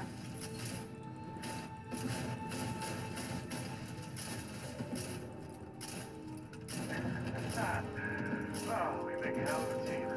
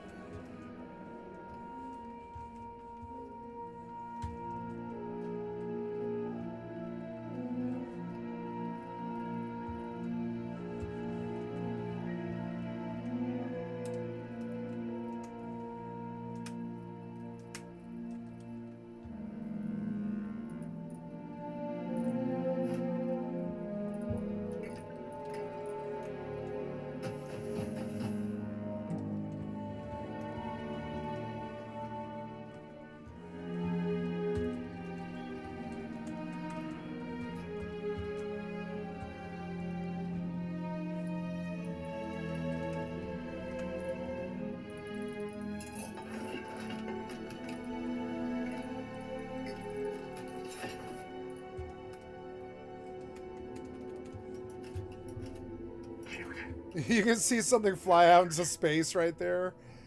Damn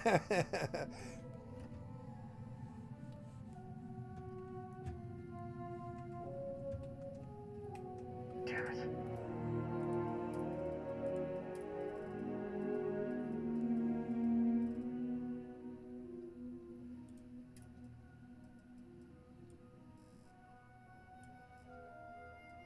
Is that what it is? It might be that, actually.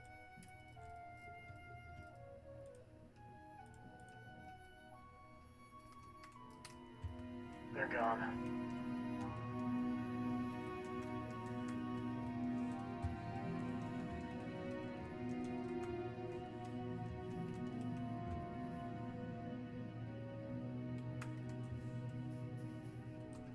Oh, you're still in there. It's taking a while to load the sound effects. That's fucked up.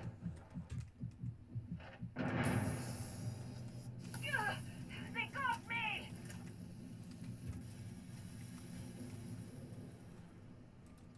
Got eyes on the target.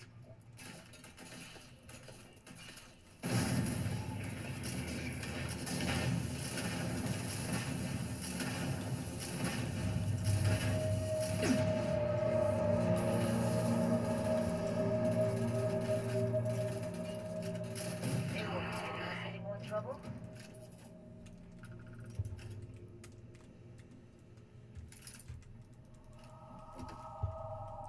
I think it's caching. Because after a bit, it like actually plays. It's like caching horribly. Especially each planet it goes through. But once it does, it like works. The sound effects are loading slow.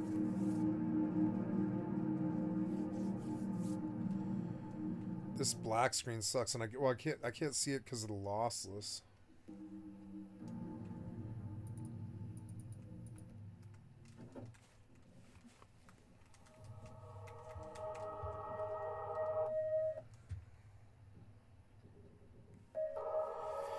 Got to be up at 6 in the morning tomorrow. Like, not tonight, but like the day after tomorrow. Like the next morning after tomorrow morning. And like, so I've got to flip my schedule a little bit here. So I've got to go to bed earlier, which is annoying. I don't know what's happening here. Did the client freeze or what? Oof, that load, it was horrible. Engaging hostile. Take that. Take that.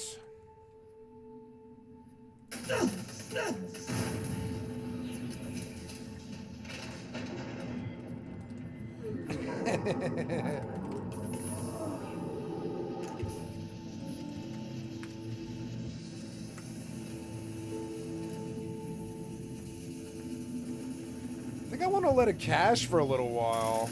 Oh. I didn't know you were there. There's something nearby.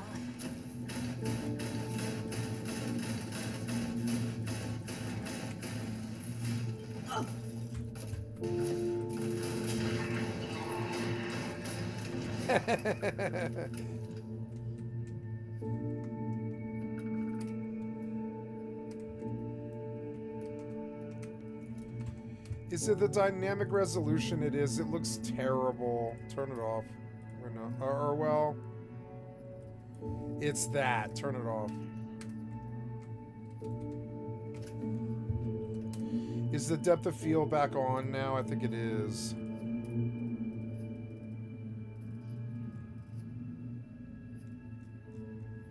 No, no.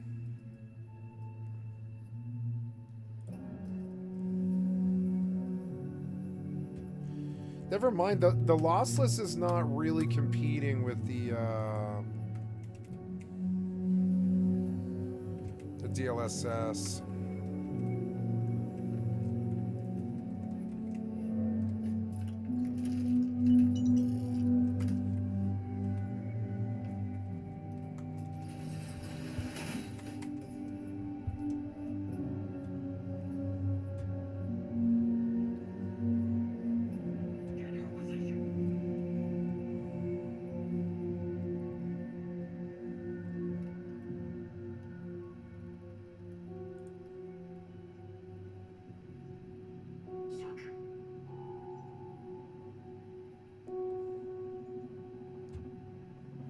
Yeah, JK Skyrim, right?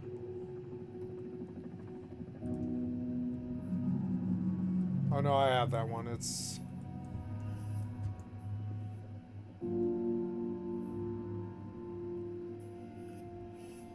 Sweeping.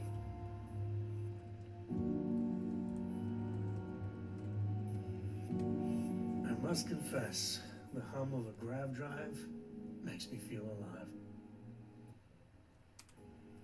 Goodbye.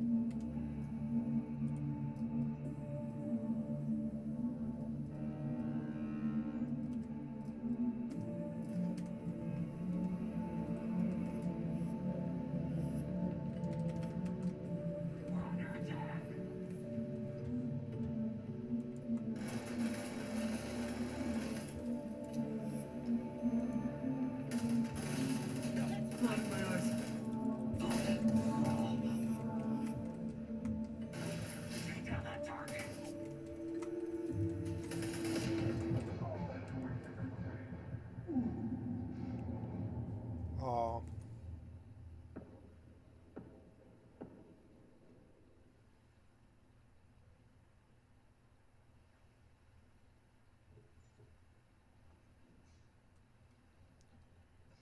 Engaging hostile.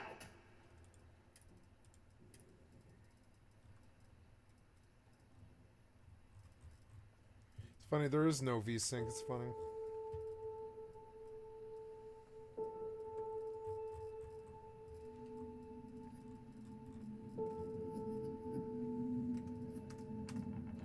Time to get medieval.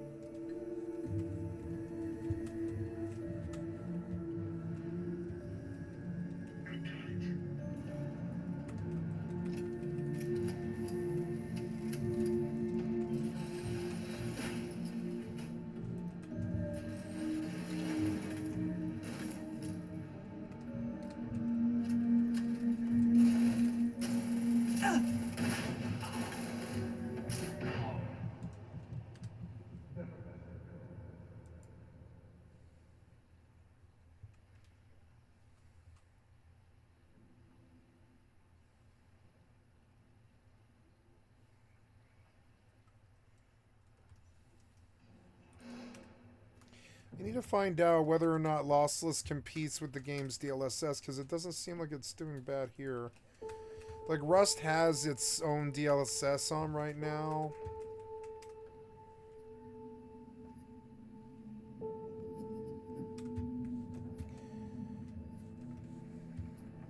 Let's see how it runs, like, on the jetpack.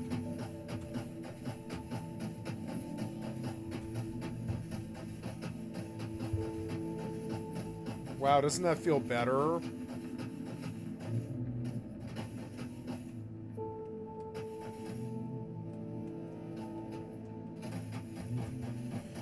Yeah, like the DLSS and the lossless are not competing. They are actually like helping.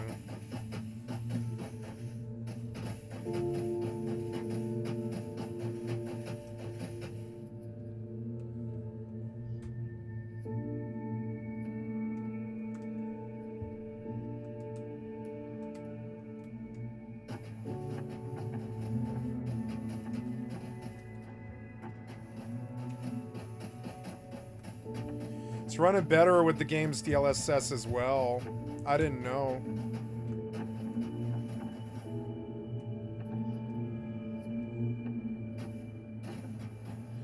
I mean, it's still got its issues, but it's running.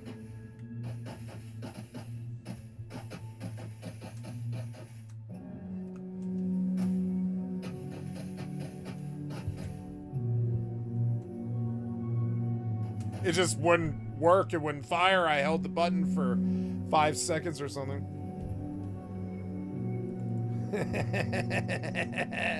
Falling out of the sky all the time. It's fun.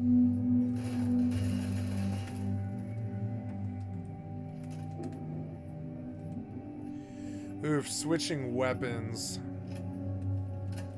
This is my favorite part.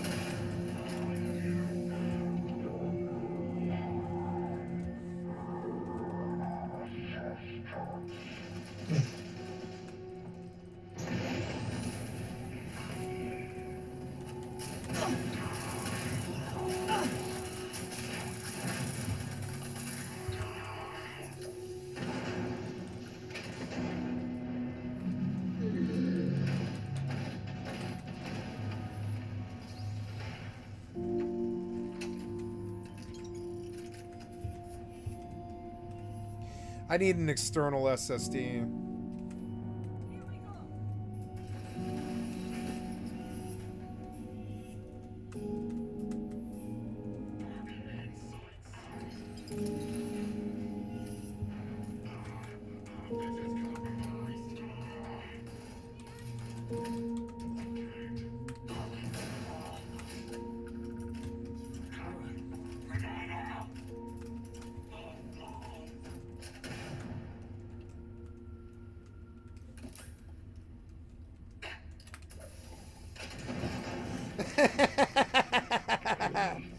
I wish they would blow apart like Fallout 76. I don't know why they made it worse than 76. 76's gore was really good. I don't think they want to dismember humans because like the blood would go everywhere and everything. I guess it does better without lossless. It doesn't hitch as much. Well, I'm inside though. I'm inside. It's also caching. It's like caching every item that I come across and all this. It is playing, which is good.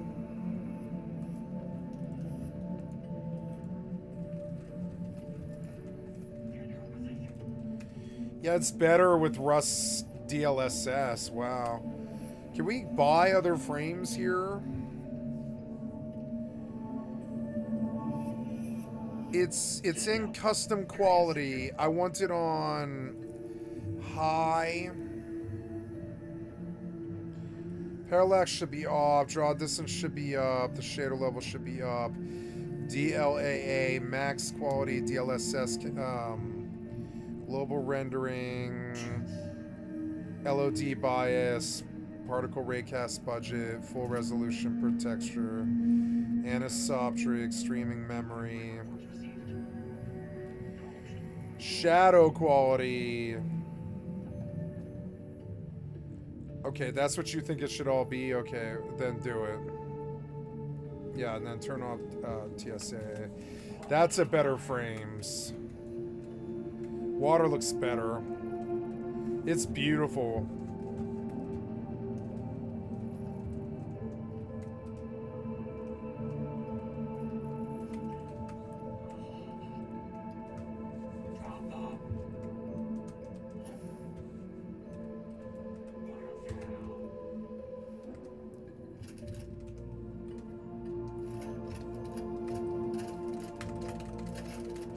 Look, it doesn't like switching weapons.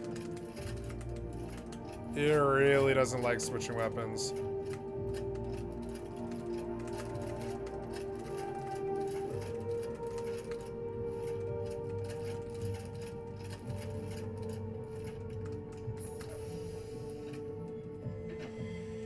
I have EVE Online on C. I don't know. It's running. It's just not running amazing or anything.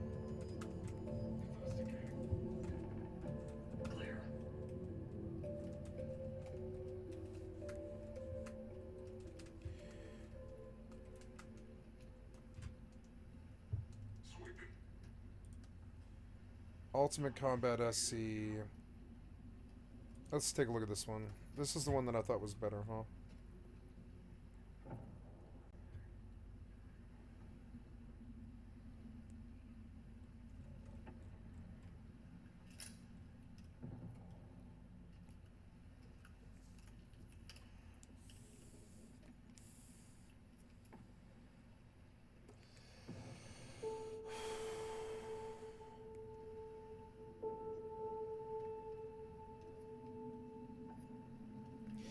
Yeah, so I don't have a combat overhaul, do I? So I want this one, yeah.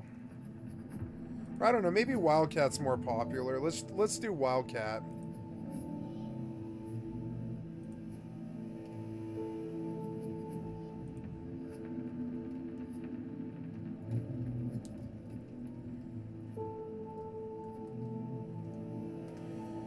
Alright, so I can see they're running this off of, like, outside of an SSD is something that's fairly intense, so I'm gonna bail out now and see if even, like, my performance on GeForce Now gets even better.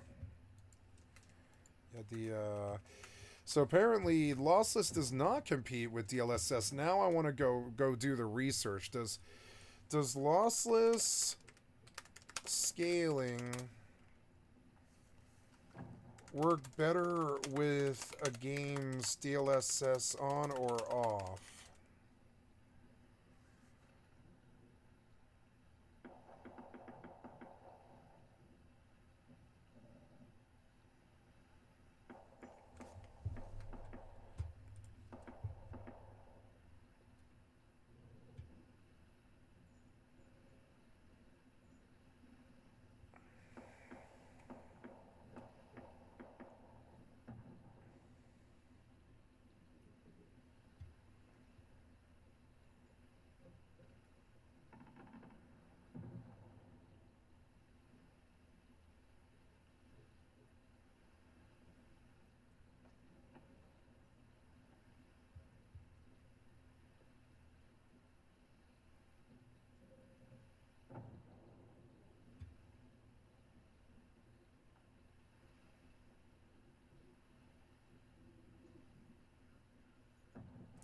Oh no, it does stack with DLSS. It stacks with DLSS, but it doesn't stack with other stuff.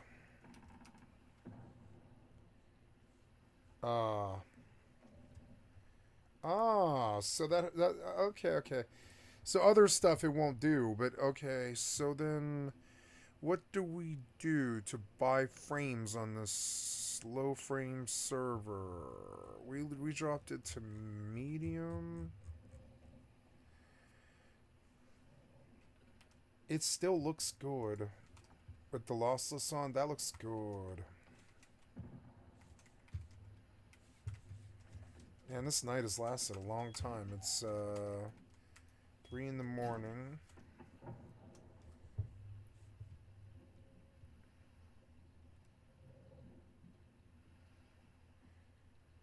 Oh, overlays can interfere with lossless scaling. I didn't know that. It's recommended to turn them off. Oh, okay. Well, then let's go do that. Okay, I have an overlay from Steam. No, yeah, I have an overlay from Steam. But it's only reading for GeForce Now, I think.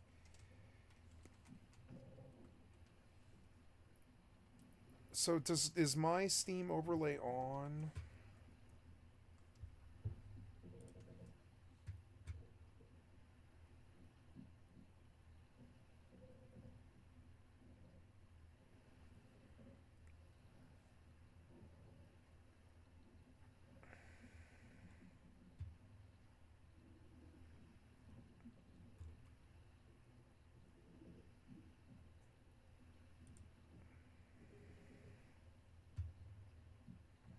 Alright, so last week I uploaded this video where I tested lossless scaling to see how much frames per second DXGI works for me for most games. If a game does not work, you can just try and change this video. Resolution scale is just the resolution scale of the generated frames. If you find you are struggling to generate or times it by 3. So no, I can buy more frames by actually using the GeForce Now DLSS. I see. So we don't want anything lower than high. Yeah, what's high? High is that. Yeah, high is like that. But we want the parallax off, draw distance up, shader level up, DLLA, anisotropic filtering. Yeah, this is, I mean, like, yeah, how does that feel? I want to buy frames as much as possible, like whatever it thinks it wants.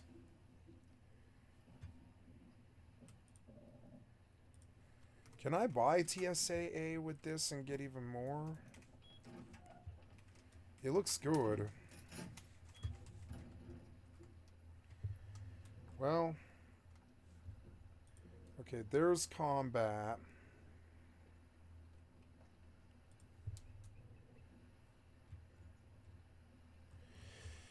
I want a jump mod that actually like makes my jump higher.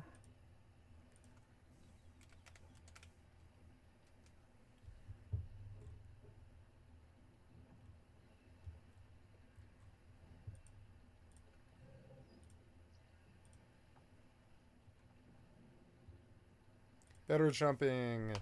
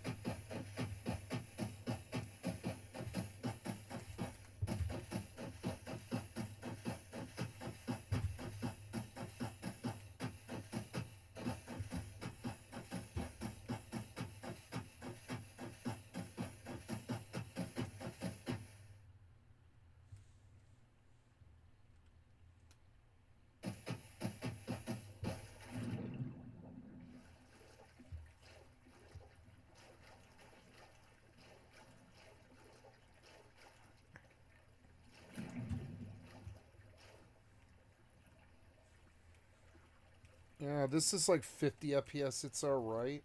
Game still looks good.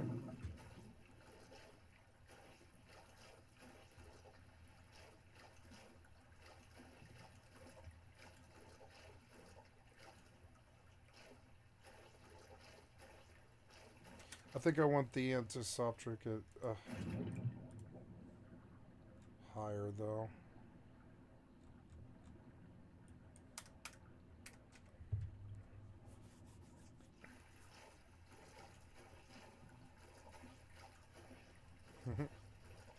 I'm just messing with settings, making the games run right.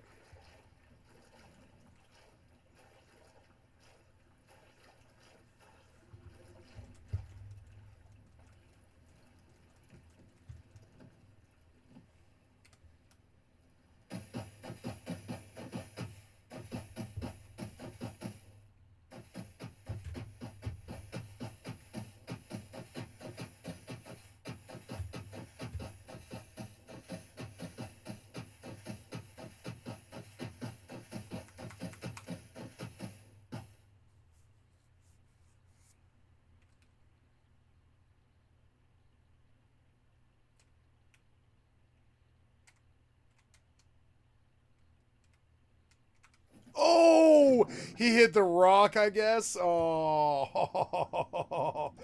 well, well, it doesn't matter. Anyways, better jumping, right? Jumping, better jumping is one I used to use a lot. I'm just thinking if I'm missing any mods or anything. Pretty jump behavior overhaul.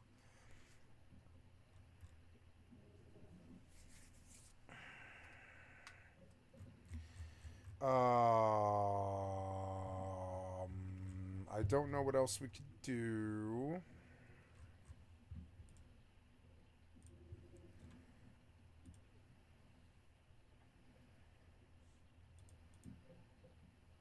I went pretty far down the list.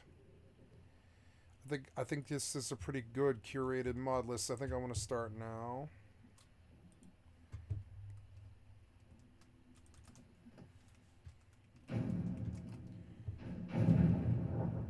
It's a shame that last character didn't work. Well, what was that? Oh, it's probably the lost list, honestly. So let's see if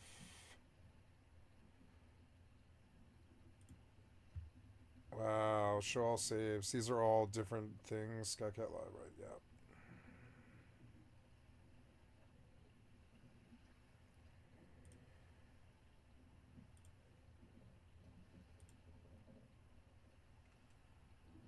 Yeah, this one I want to delete.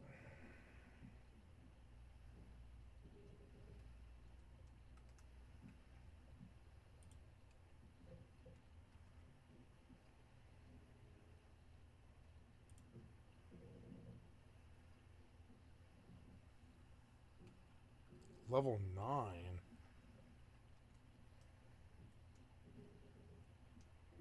I have so many saves.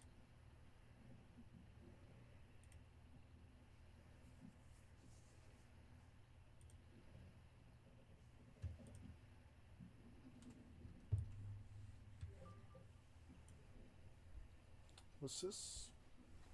Oh, my phone. Where did it go? There it is. Oop. I don't want this to spill.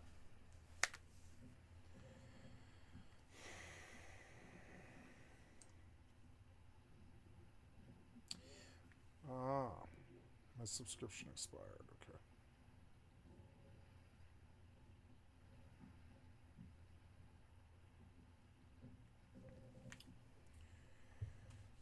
It's running better than the other one was. Like a lot better.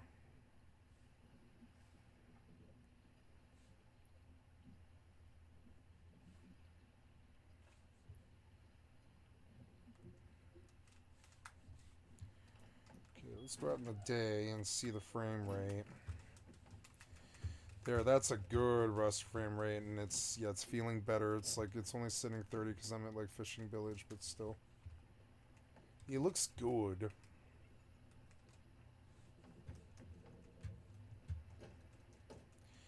Maybe medium would be better.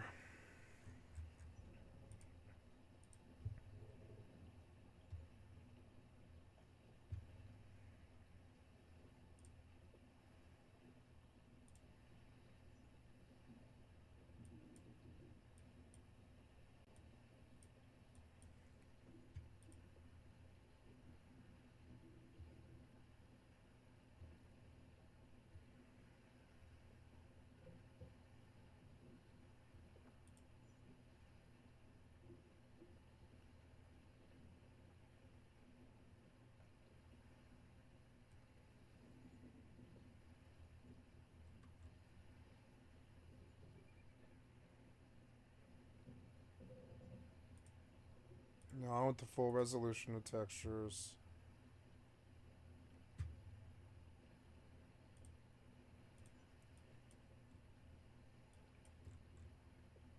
Yep, and drop all that stuff down. Yeah. And then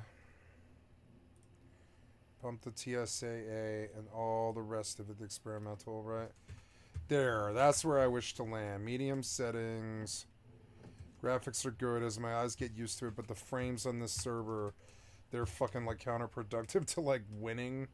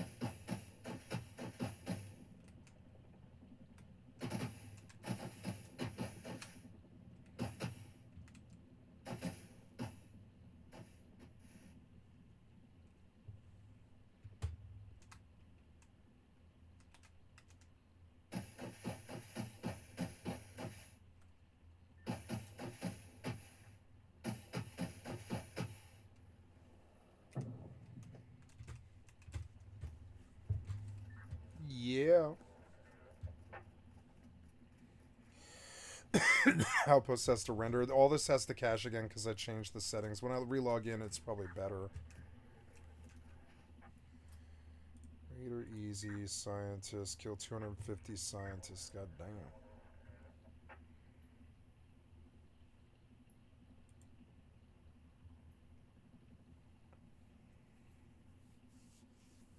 Well, out of 30.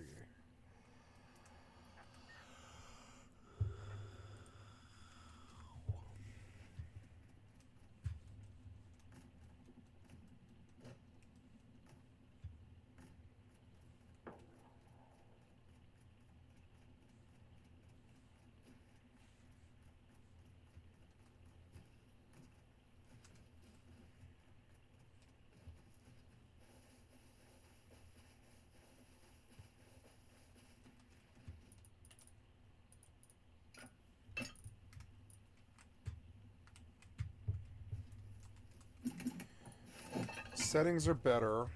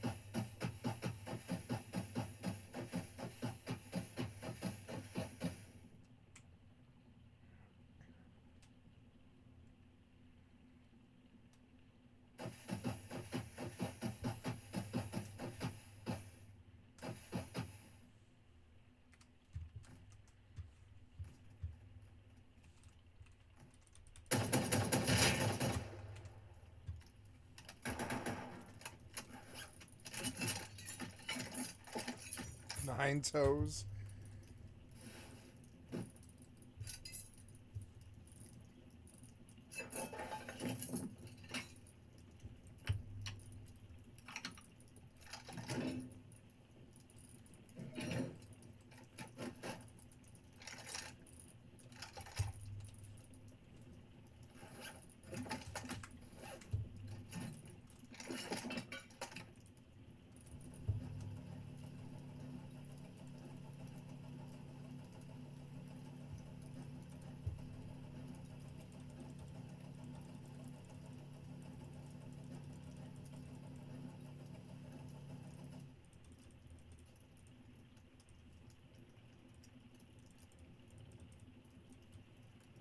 I thought I was supposed to have like crazy hair.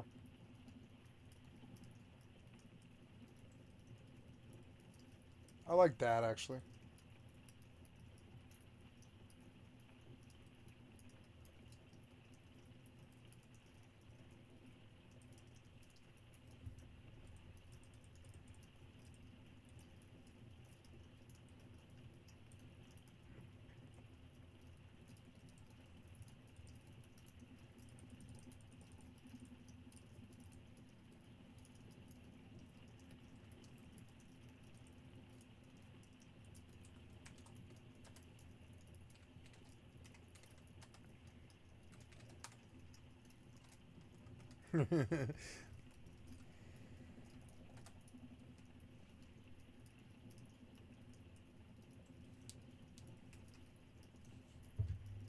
It's looking better. Some of these mods that I loaded have definitely like had an effect.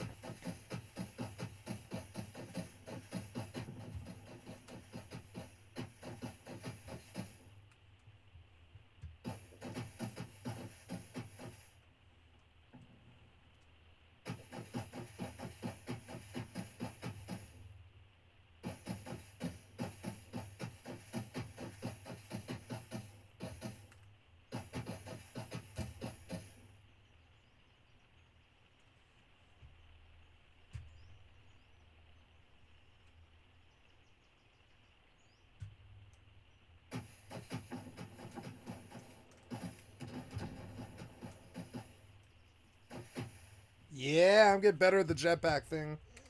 I'm like living and moving around, and that was only what, 1 day or whatever. Like took me like 1 day.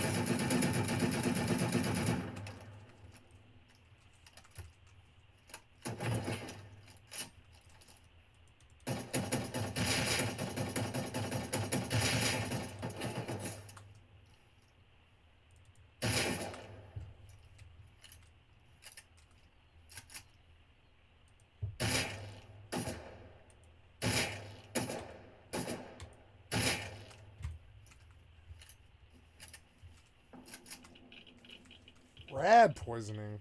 The fuck?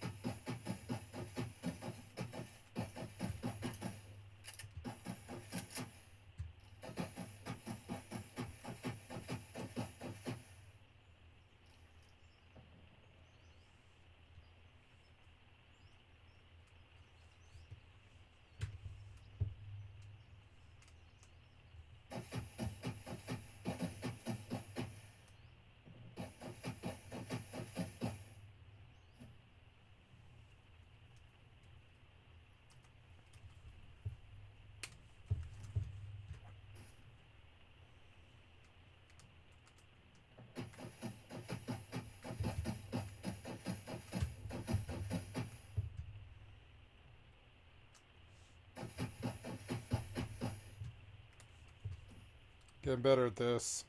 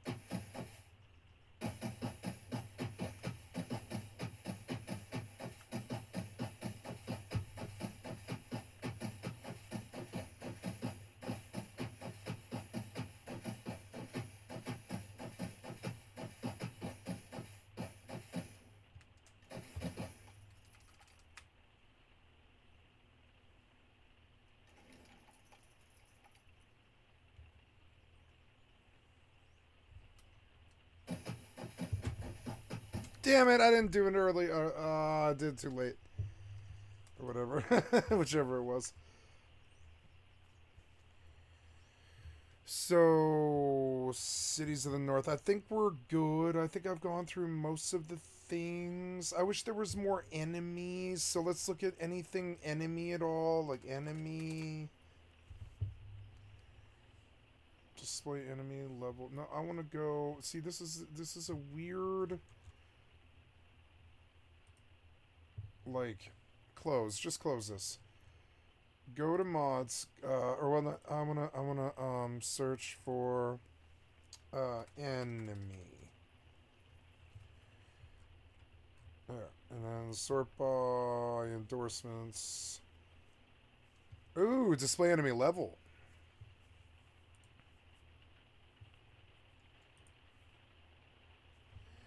Yeah.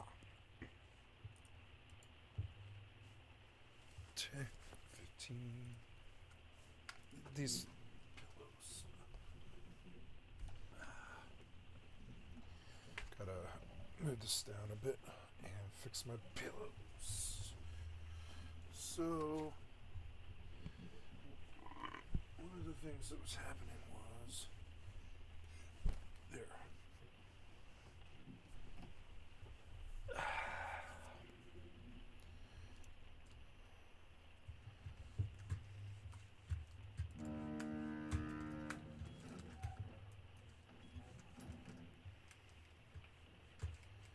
Fun as hell.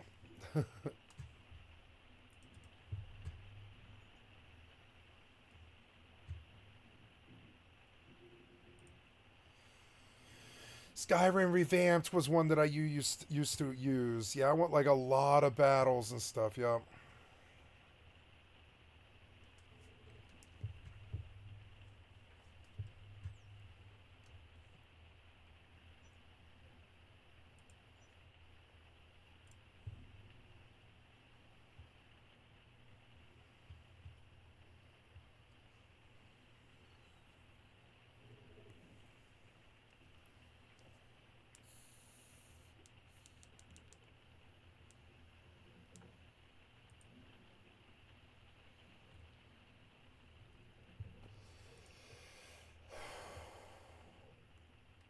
Spell perk item distributed. Enhanced astronauts.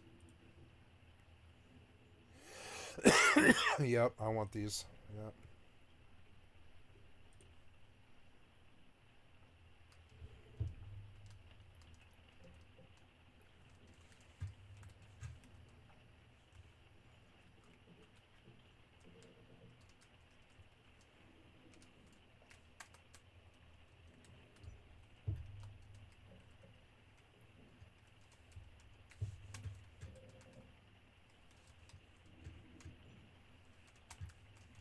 There is no point in starting this character.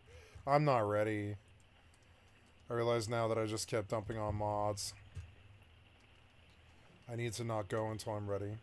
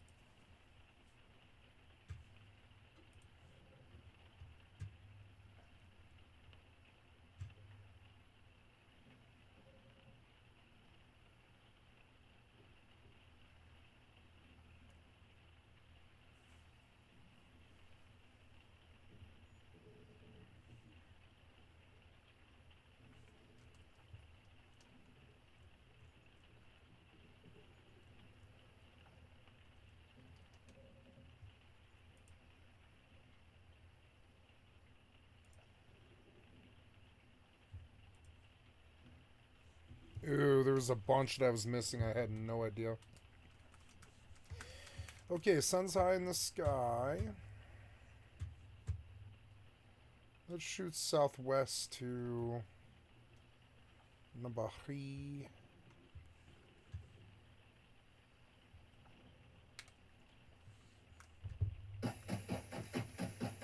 Oh, I'm full of loot.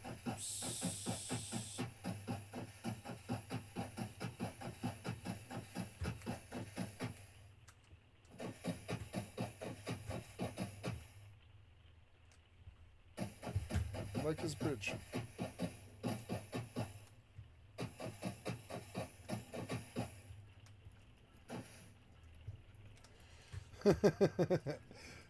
I like the jetpack. It really kind of changed things for me.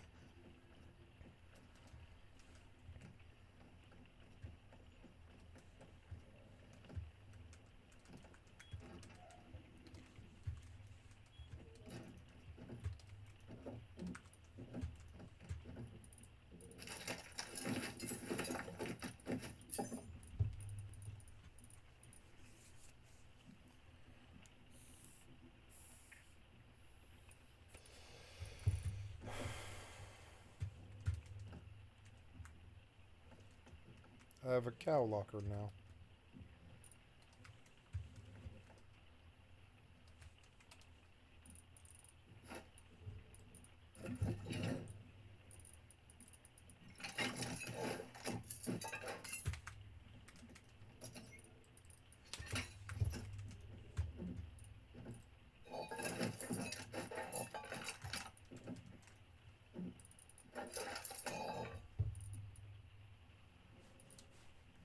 None of it matters, does it?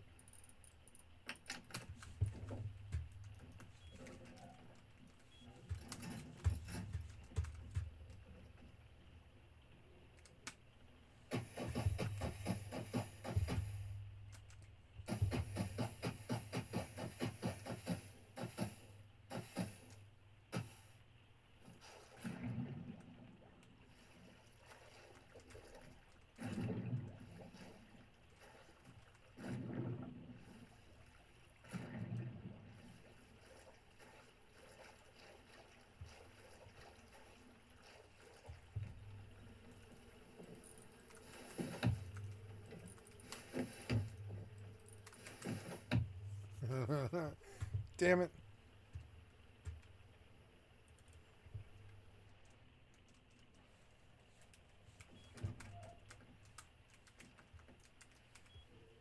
It's running better now because I've got the settings better.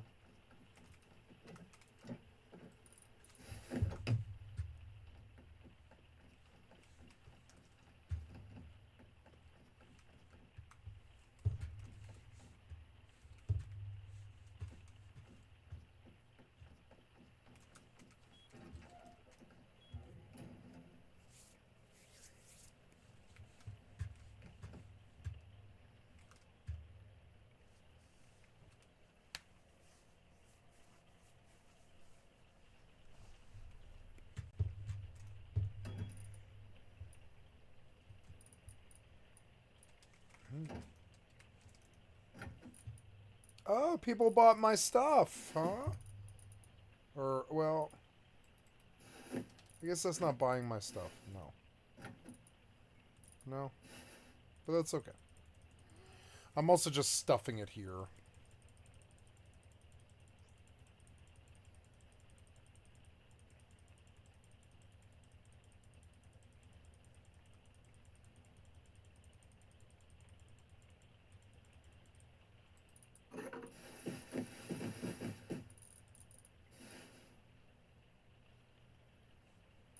Why don't these stack? They're stupid.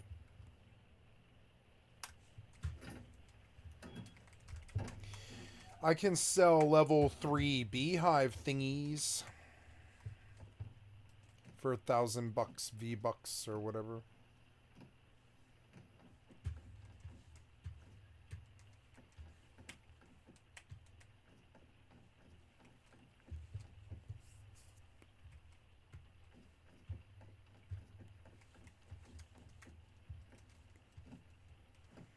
I'm gonna have fun wiring this up tomorrow.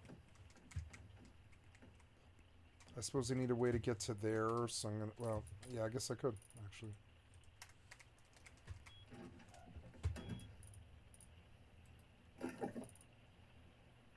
There's the whole wipe. Oh, so...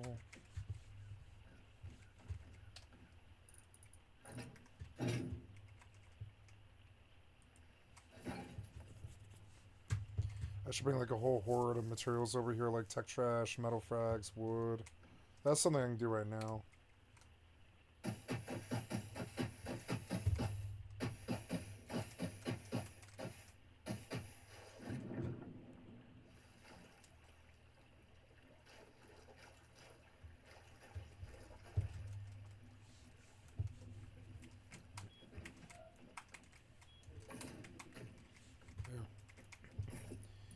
Got like 5,000 metal. I don't know, like I have a lot of metals, so why not? Yeah, like why not like that stack? We'll bring some high qual. We'll bring some tech trash. I know I've got like 50 tech trash around here somewhere. Or maybe I don't. Maybe I have recycled those. Nope, there's 50 tech trash. We'll take 25 high qual tech trash, metal frags. What else could I possibly need? Cloth maybe, just for whatever reason. We'll leave like one small box over there with, or well, no, I'll leave it in the TC. So I mean, yeah, I don't know what we could possibly use over there. Nope, I don't think so. I don't think there's much else we could use over there. I don't think. Yeah, I don't think so.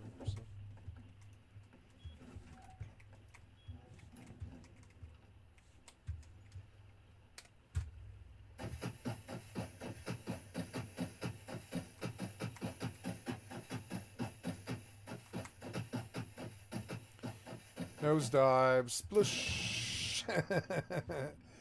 Where am I now? Oh, where am I now? Oh, did I go too far? Where's my thing? There's my thing. Nosedive into the splish.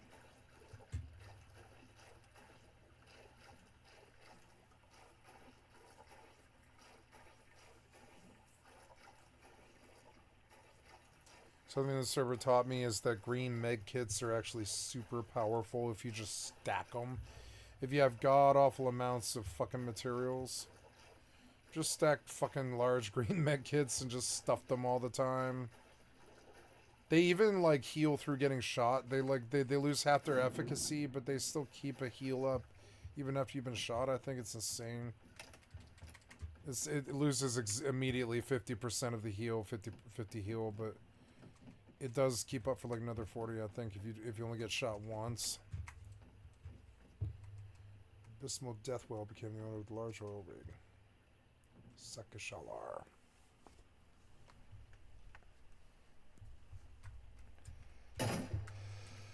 So, oh,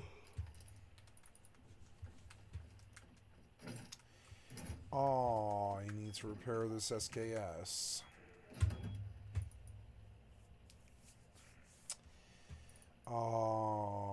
Yeah, all that stuff is going here. I guess I'll need like a box right here. For just building mats in the morning, I'll be able to just do whatever the fuck I need to right here when I'm more fresh and more awake. 10:30, I should technically go to bed right here. I think it is a good spot. I've been doing this for... I lost a lot of video today. It's fucking annoying, but whatever. Yeah, 7 hours. But I mean, I've been doing a lot longer than that. I got on at 10, I think. Yeah, so it's been like 12 and a half hours, I think. I'm going to cut it off a little early because I've got to get my schedules flipped so I can get to my lab test.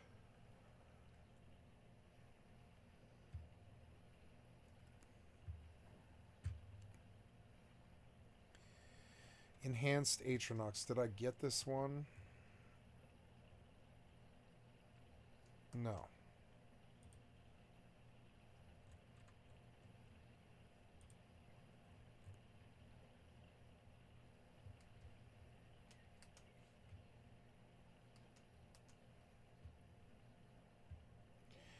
No, I want to cancel. Sorry, I didn't realize I was downloading.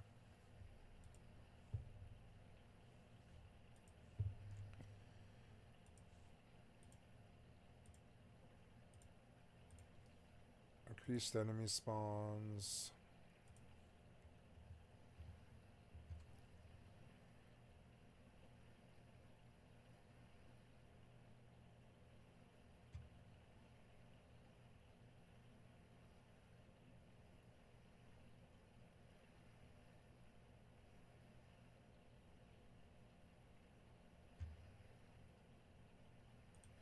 Ooh, enemy mage lock, huh?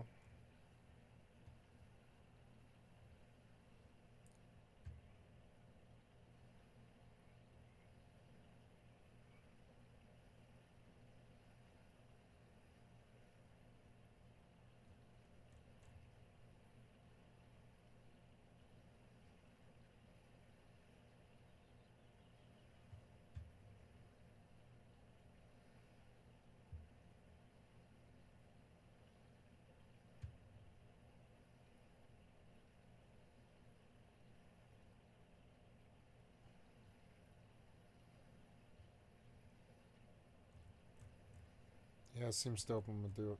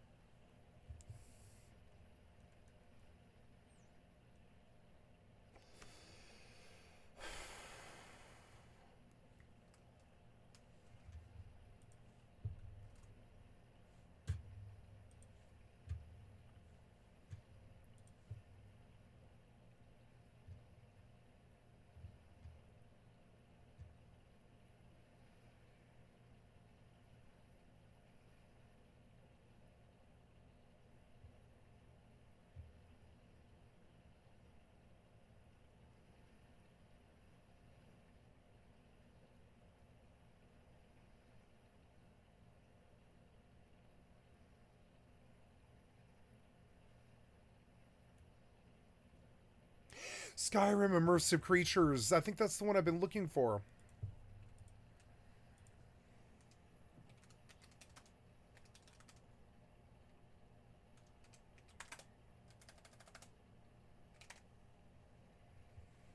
Yeah, Skyrim Immersive Creatures.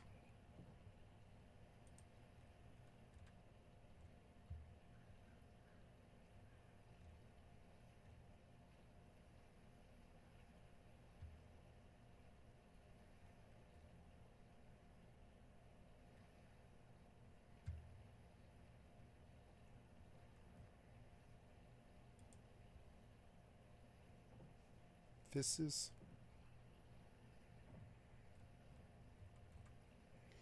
Ooh, I'm modding up a storm.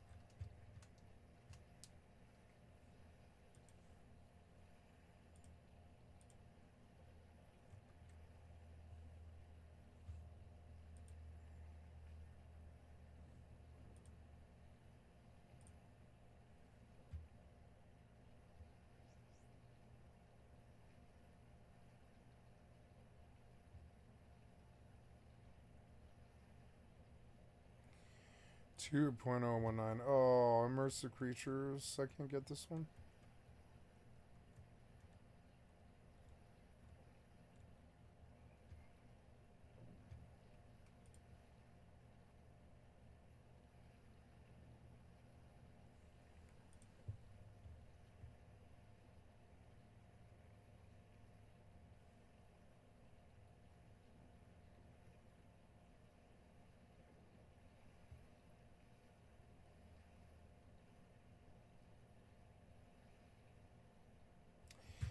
Can't get immersive creatures, damn it.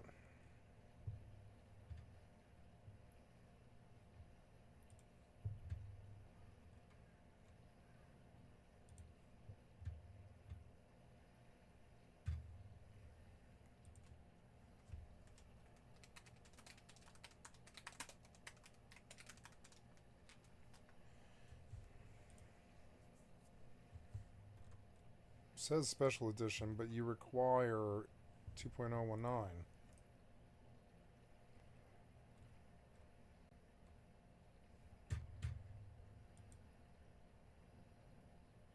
Oh, or later. Oh, or later. I see. Oh, I see.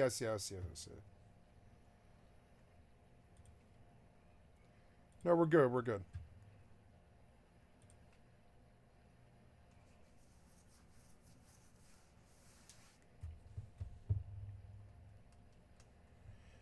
Good, then go back and get me.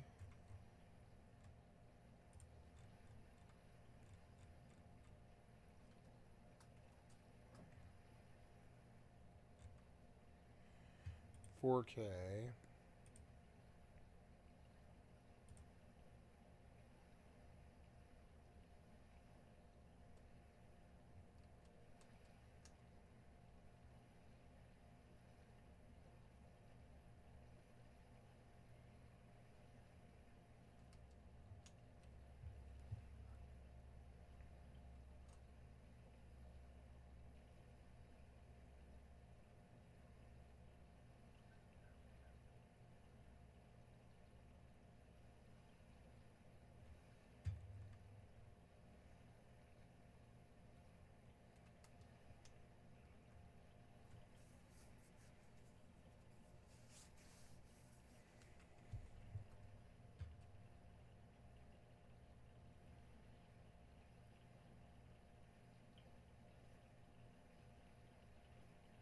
I want tank melees. I don't.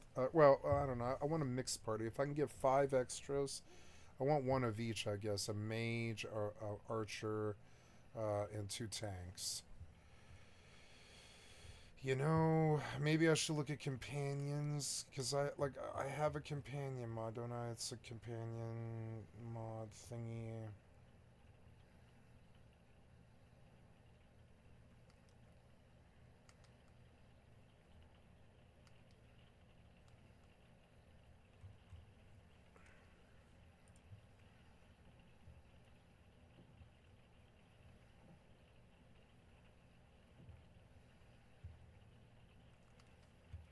No, don't lock me up.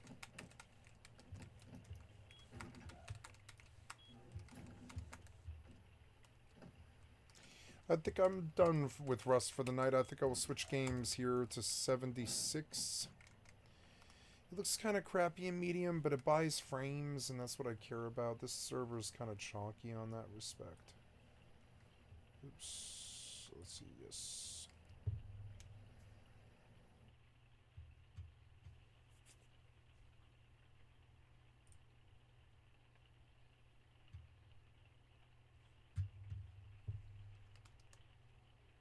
Nope.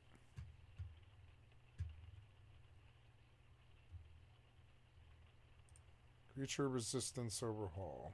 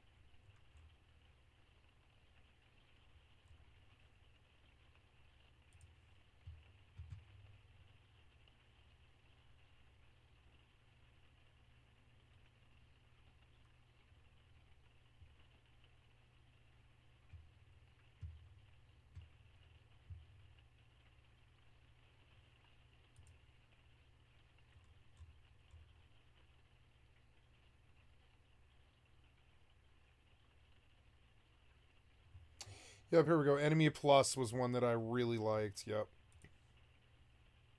Backported, extended, ESL support, and SPID.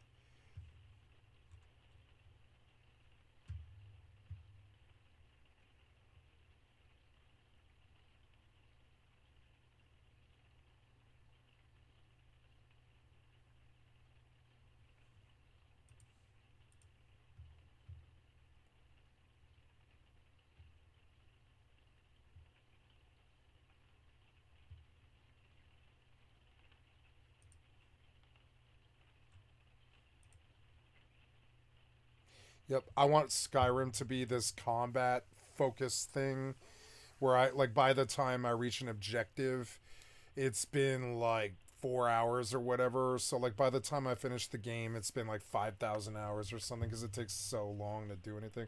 Because it's just like, you know, all that Dragon's Dogma combat, but actually good. Yeah, Enemy Plus was one that I've used before that I actually really like. Enemies were like the main focus, really. I want battle, because the battle's fucking sweet.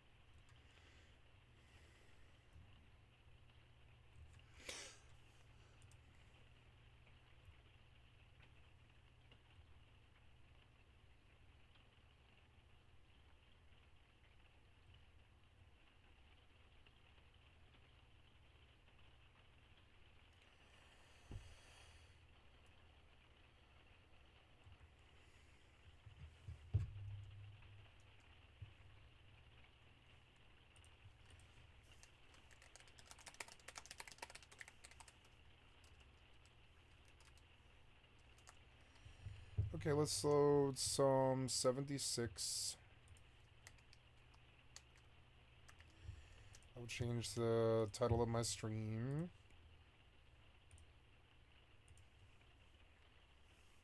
Oh, thank you, Estefano Espino, for the excellent follow. Done. There we go.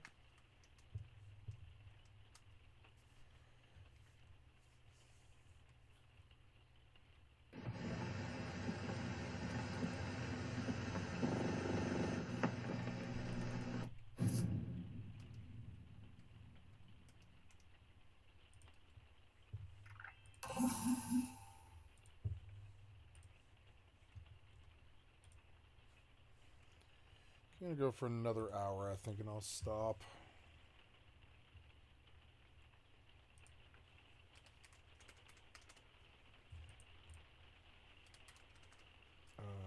What the hell are you doing, dude? What are we doing here? Are you glitching out or what? Whoa. Why aren't we typing here? I don't know. You've glitched out or something, man. What'd you do? Oh, we're gonna turn you off and run these keys because something's stuck. Nope, you're not typing. I don't know what it was. Anyways.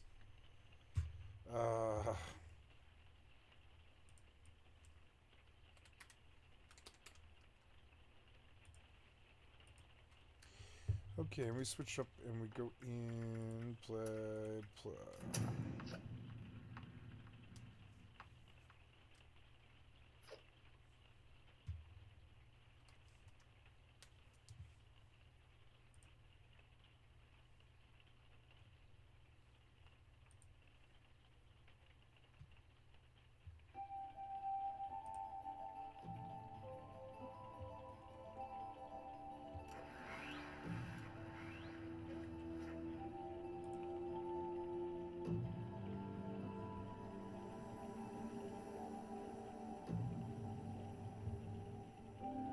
Floating health bars.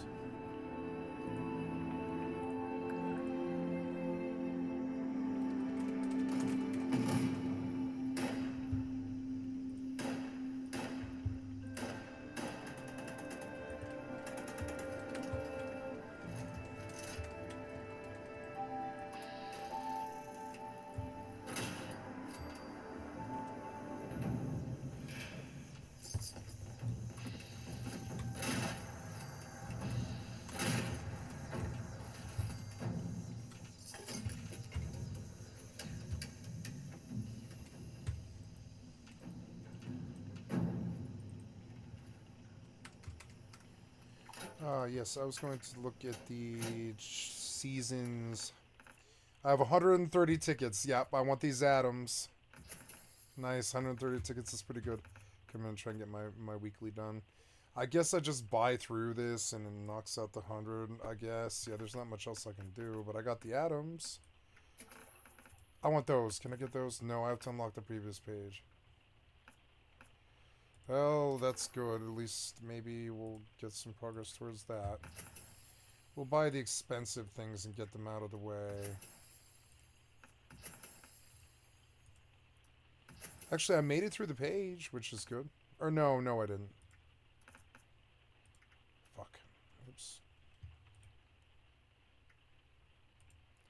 Would you like to purchase ranks?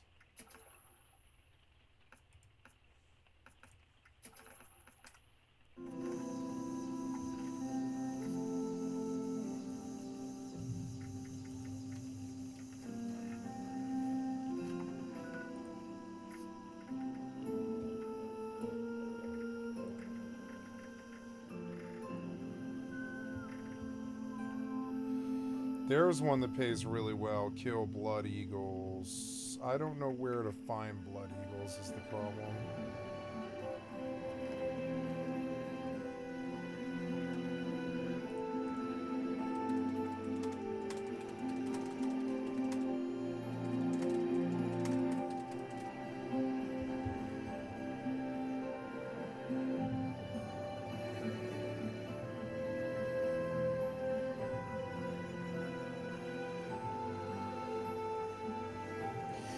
Yes, top of the world.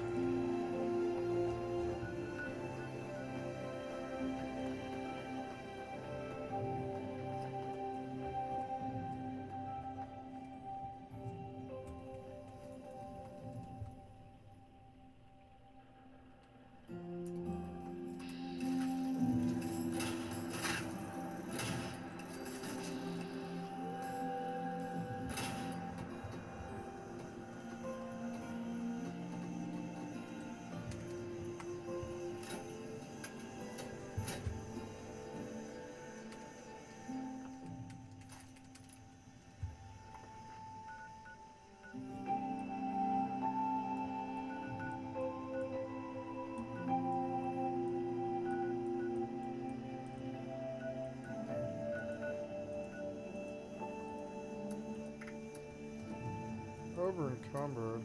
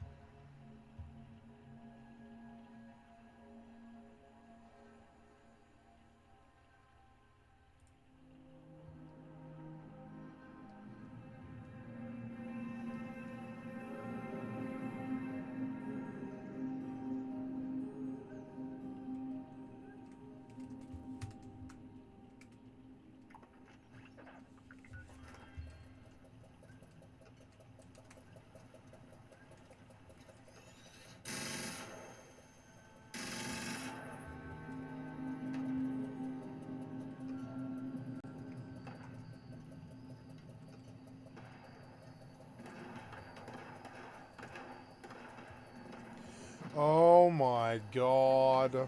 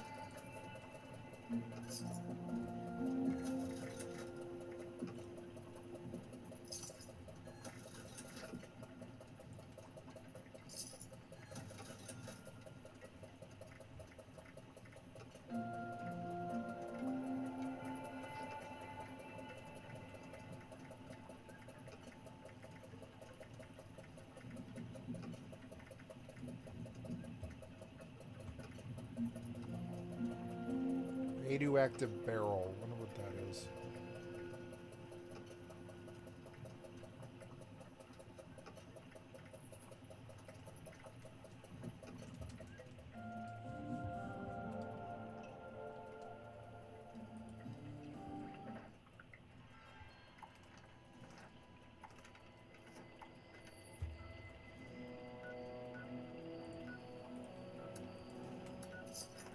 I blew 5,000 caps like it was nothing.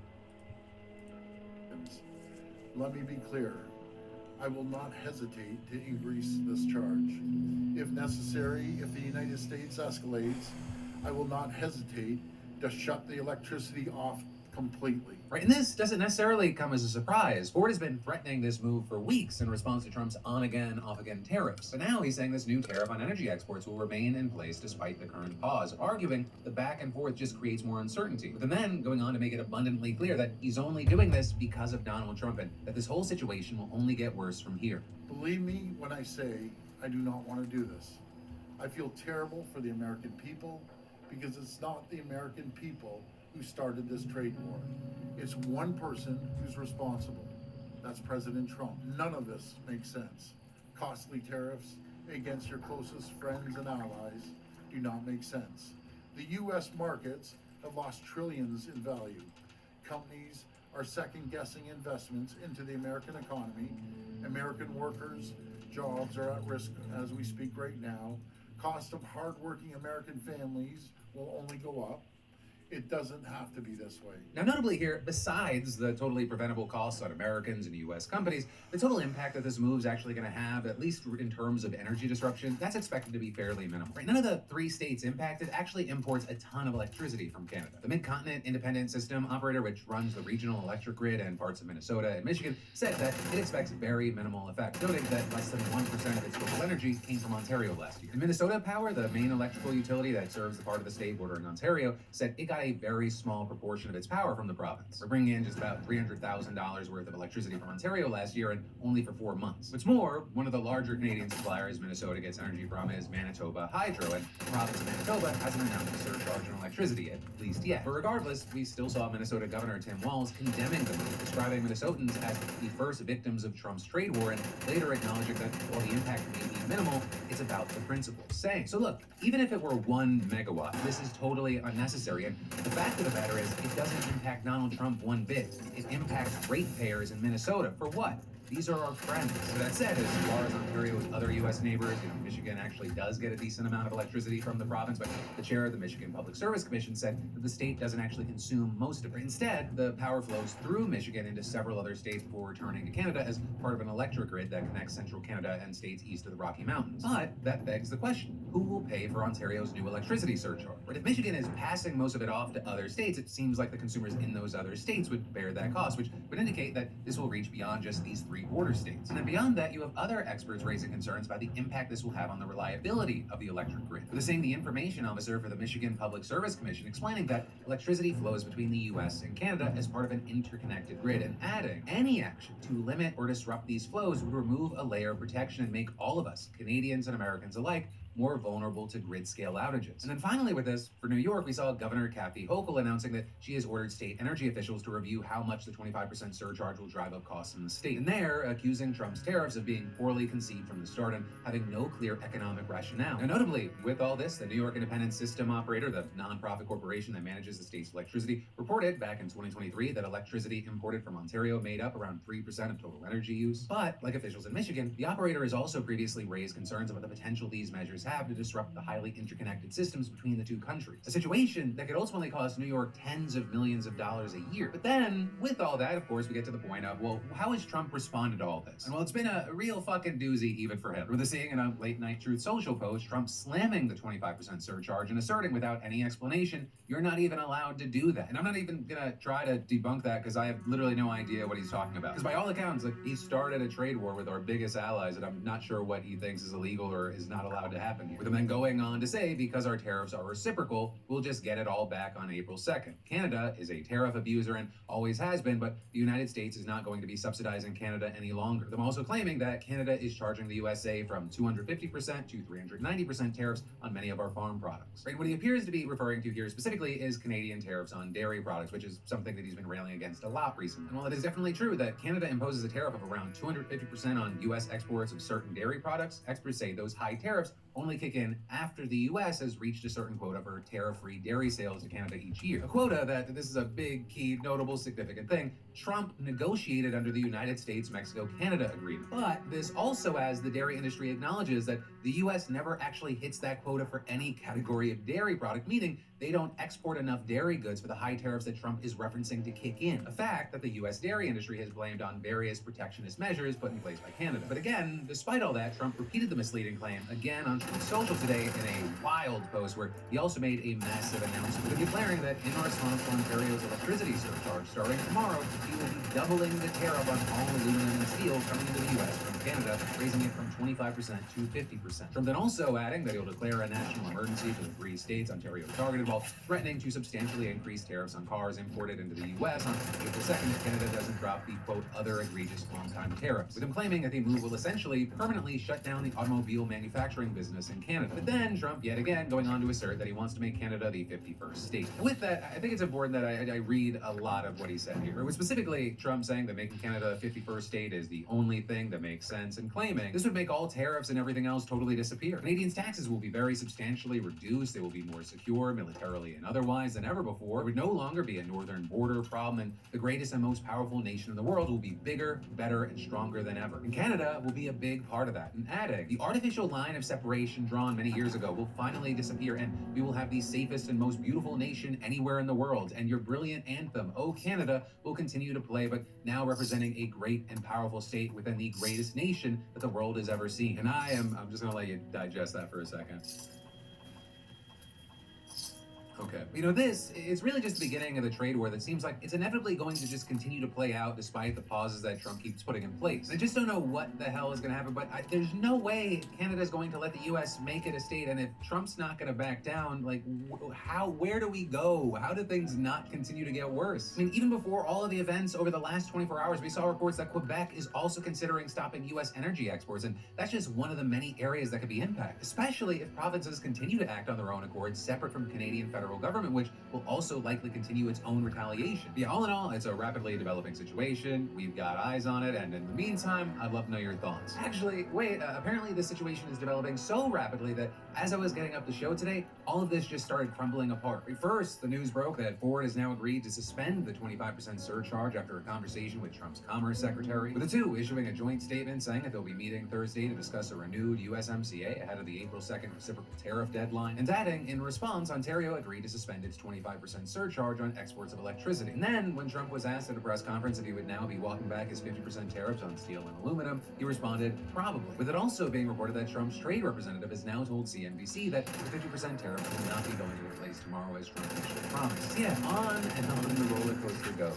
Then, switching gears from that, supporting Ukraine is now an act of treason, at least according to Elon Musk, or the World Richest Man and senior advisor to President Trump, letting that accusation against Democratic Senator Mark Kelly, with Kelly having recently visited Ukraine and expressing the support of the country in a series of posts on X, writing in one, for example, "What I saw proved to me we can't give up on the Ukrainian people. Everyone wants this war to end, but any agreement has to protect Ukraine's security and can't be a giveaway to Putin." To which Musk then responded, "You are a traitor." Within Kelly, who just by the way is a decorated Navy pilot and former NASA astronaut, replying, asking, "Traitor?" and adding, "Elon, if you don't understand that defending freedom is a basic tenet of what keeps America great and keeps us safe, maybe you should leave it to those of us who do." You know, with all that, we've seen Musk's comments sparking outrage among Democrats and others, including, notably, some but very few Republicans. So while it's kind of just a blip on the radar in terms of shit that Musk does that pisses people off, the whole incident and response, it really ends up being representative of just how much and how quickly the Trump administration has turned away from Ukraine, which you know is very notable today because Ukrainian and American officials have now begun meeting in Saudi Arabia for the two countries' first high-level talks since the Trump-Zelensky Oval Office showdown. Although with all that, we've seen the two parties coming together quicker than expected, with Ukraine agreeing to accept an offer from the Trump administration for a 30-day interim ceasefire, with this notably seeming to go beyond the aerial and maritime truce suggested by Zelensky last week, and Secretary of State Marco Rubio saying the offer is to simply stop the shooting. With that, the U.S. has also agreed to restart intelligence sharing and security assistance to Ukraine immediately, with a joint statement from the two parties saying the United States will communicate to Russia that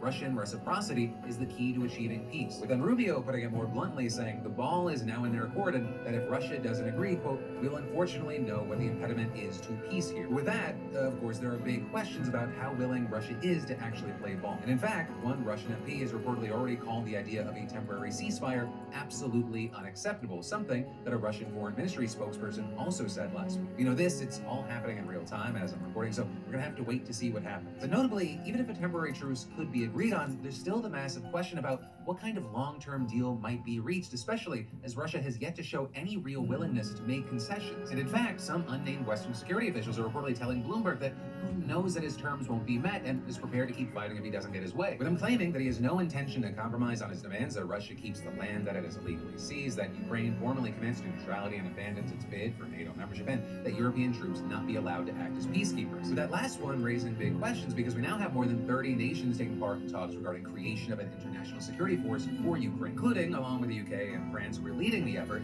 most but not all of NATO and EU countries, as well as Australia, New Zealand, Japan, and South Korea, with notably, of course, the US not being included. The French military official reportedly telling the Associated Press that the US wasn't invited because European nations want to demonstrate that they can take responsibility for a large part of the post-ceasefire security framework for Ukraine, and adding that the security force would aim to reassure Ukraine and deter another large-scale Russian offensive, and also noting that the plan might involve setting up additional weapon stockpiles that could be quickly deployed to support Ukraine's defense in the event that happened. And then finally, with all that, you had the official claiming that after presenting a rough framework for the plan, the talk's second part will include more precise and concrete discussions where the participants will be invited to say whether and how their militaries might be able to contribute. But with all that happening in parallel and not in conjunction with the U.S.-led talks, it's still unclear if and how this could all come together. You know, in the meantime, the war's still just raging on. Russian forces have continued attacks, recently killing 14 and injuring 37, including 5 children in an attack in the eastern part of the country, as well as taking back more and more territory in the Kursk region. And this is yesterday, Ukraine reportedly launched its biggest ever drone attack on the Moscow region, killing at least 3 warehouse workers and injuring 18 others, including 3 children, with a senior Russian lawmaker there suggesting his country should retaliate by striking Ukraine with the hypersonic missile that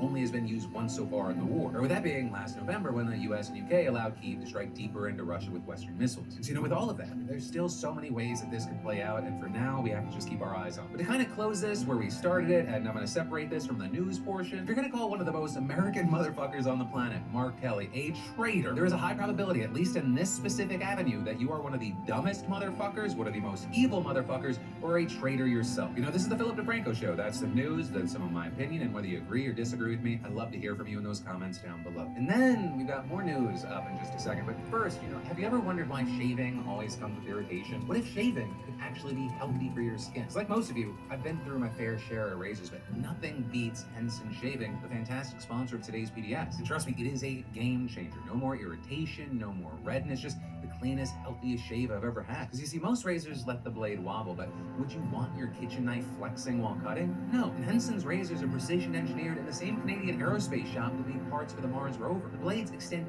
1/1000th of an inch for a stable, skin-friendly shave. And here's the kicker. Each year, 2 billion plastic razors go straight into landfills. But Henson, lasts a lifetime. I mean, you only spend $3 to $5 annually on replacement blades, no subscription fees, and it's just an incredible shave at a low cost. And all you gotta do is head to hensonshaving.com/DeFranco to pick the razor for you and use code DeFranco to get a pack of 100 blades free with your razor. That's enough for 2 years of shaving. Just make sure you add it to your cart. It's a free pack of 100 blades when you head to hensonshaving.com/DeFranco or scan the QR code on screen and use code DeFranco. But then, next up, we should talk about the Washington Post now being accused of some of the most blatant and egregious censorship yet. Right, and that because after 4 decades of working at the paper, columnist and associate editor Ruth Marcus resigned yesterday, with Marcus claiming that Post chief executive and publisher Will Lewis, the former so-called Murdoch minion and Boris Johnson consultant whom Jeff Bezos poached to head the paper, refused to publish her column critical of Bezos. With a writing in a letter, Jeff's announcement that the opinion section will henceforth not publish views that deviate from the pillars of individual liberties and free markets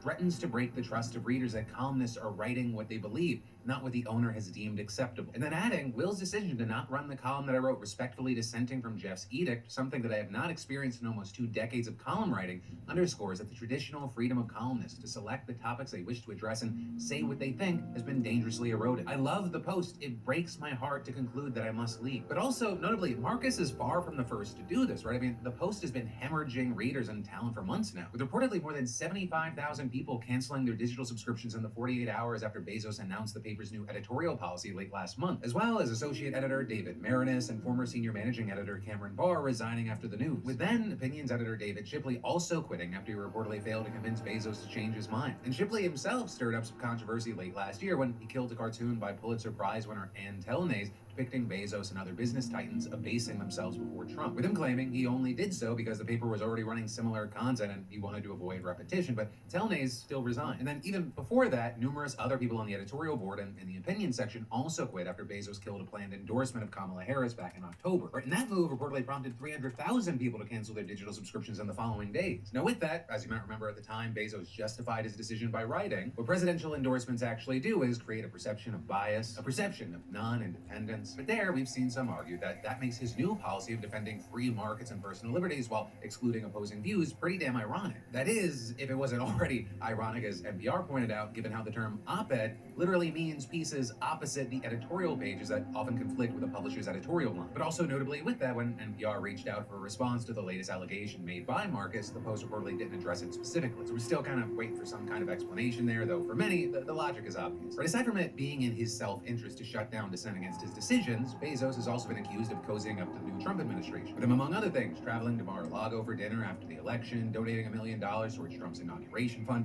attending the inauguration, and dining with Trump again late last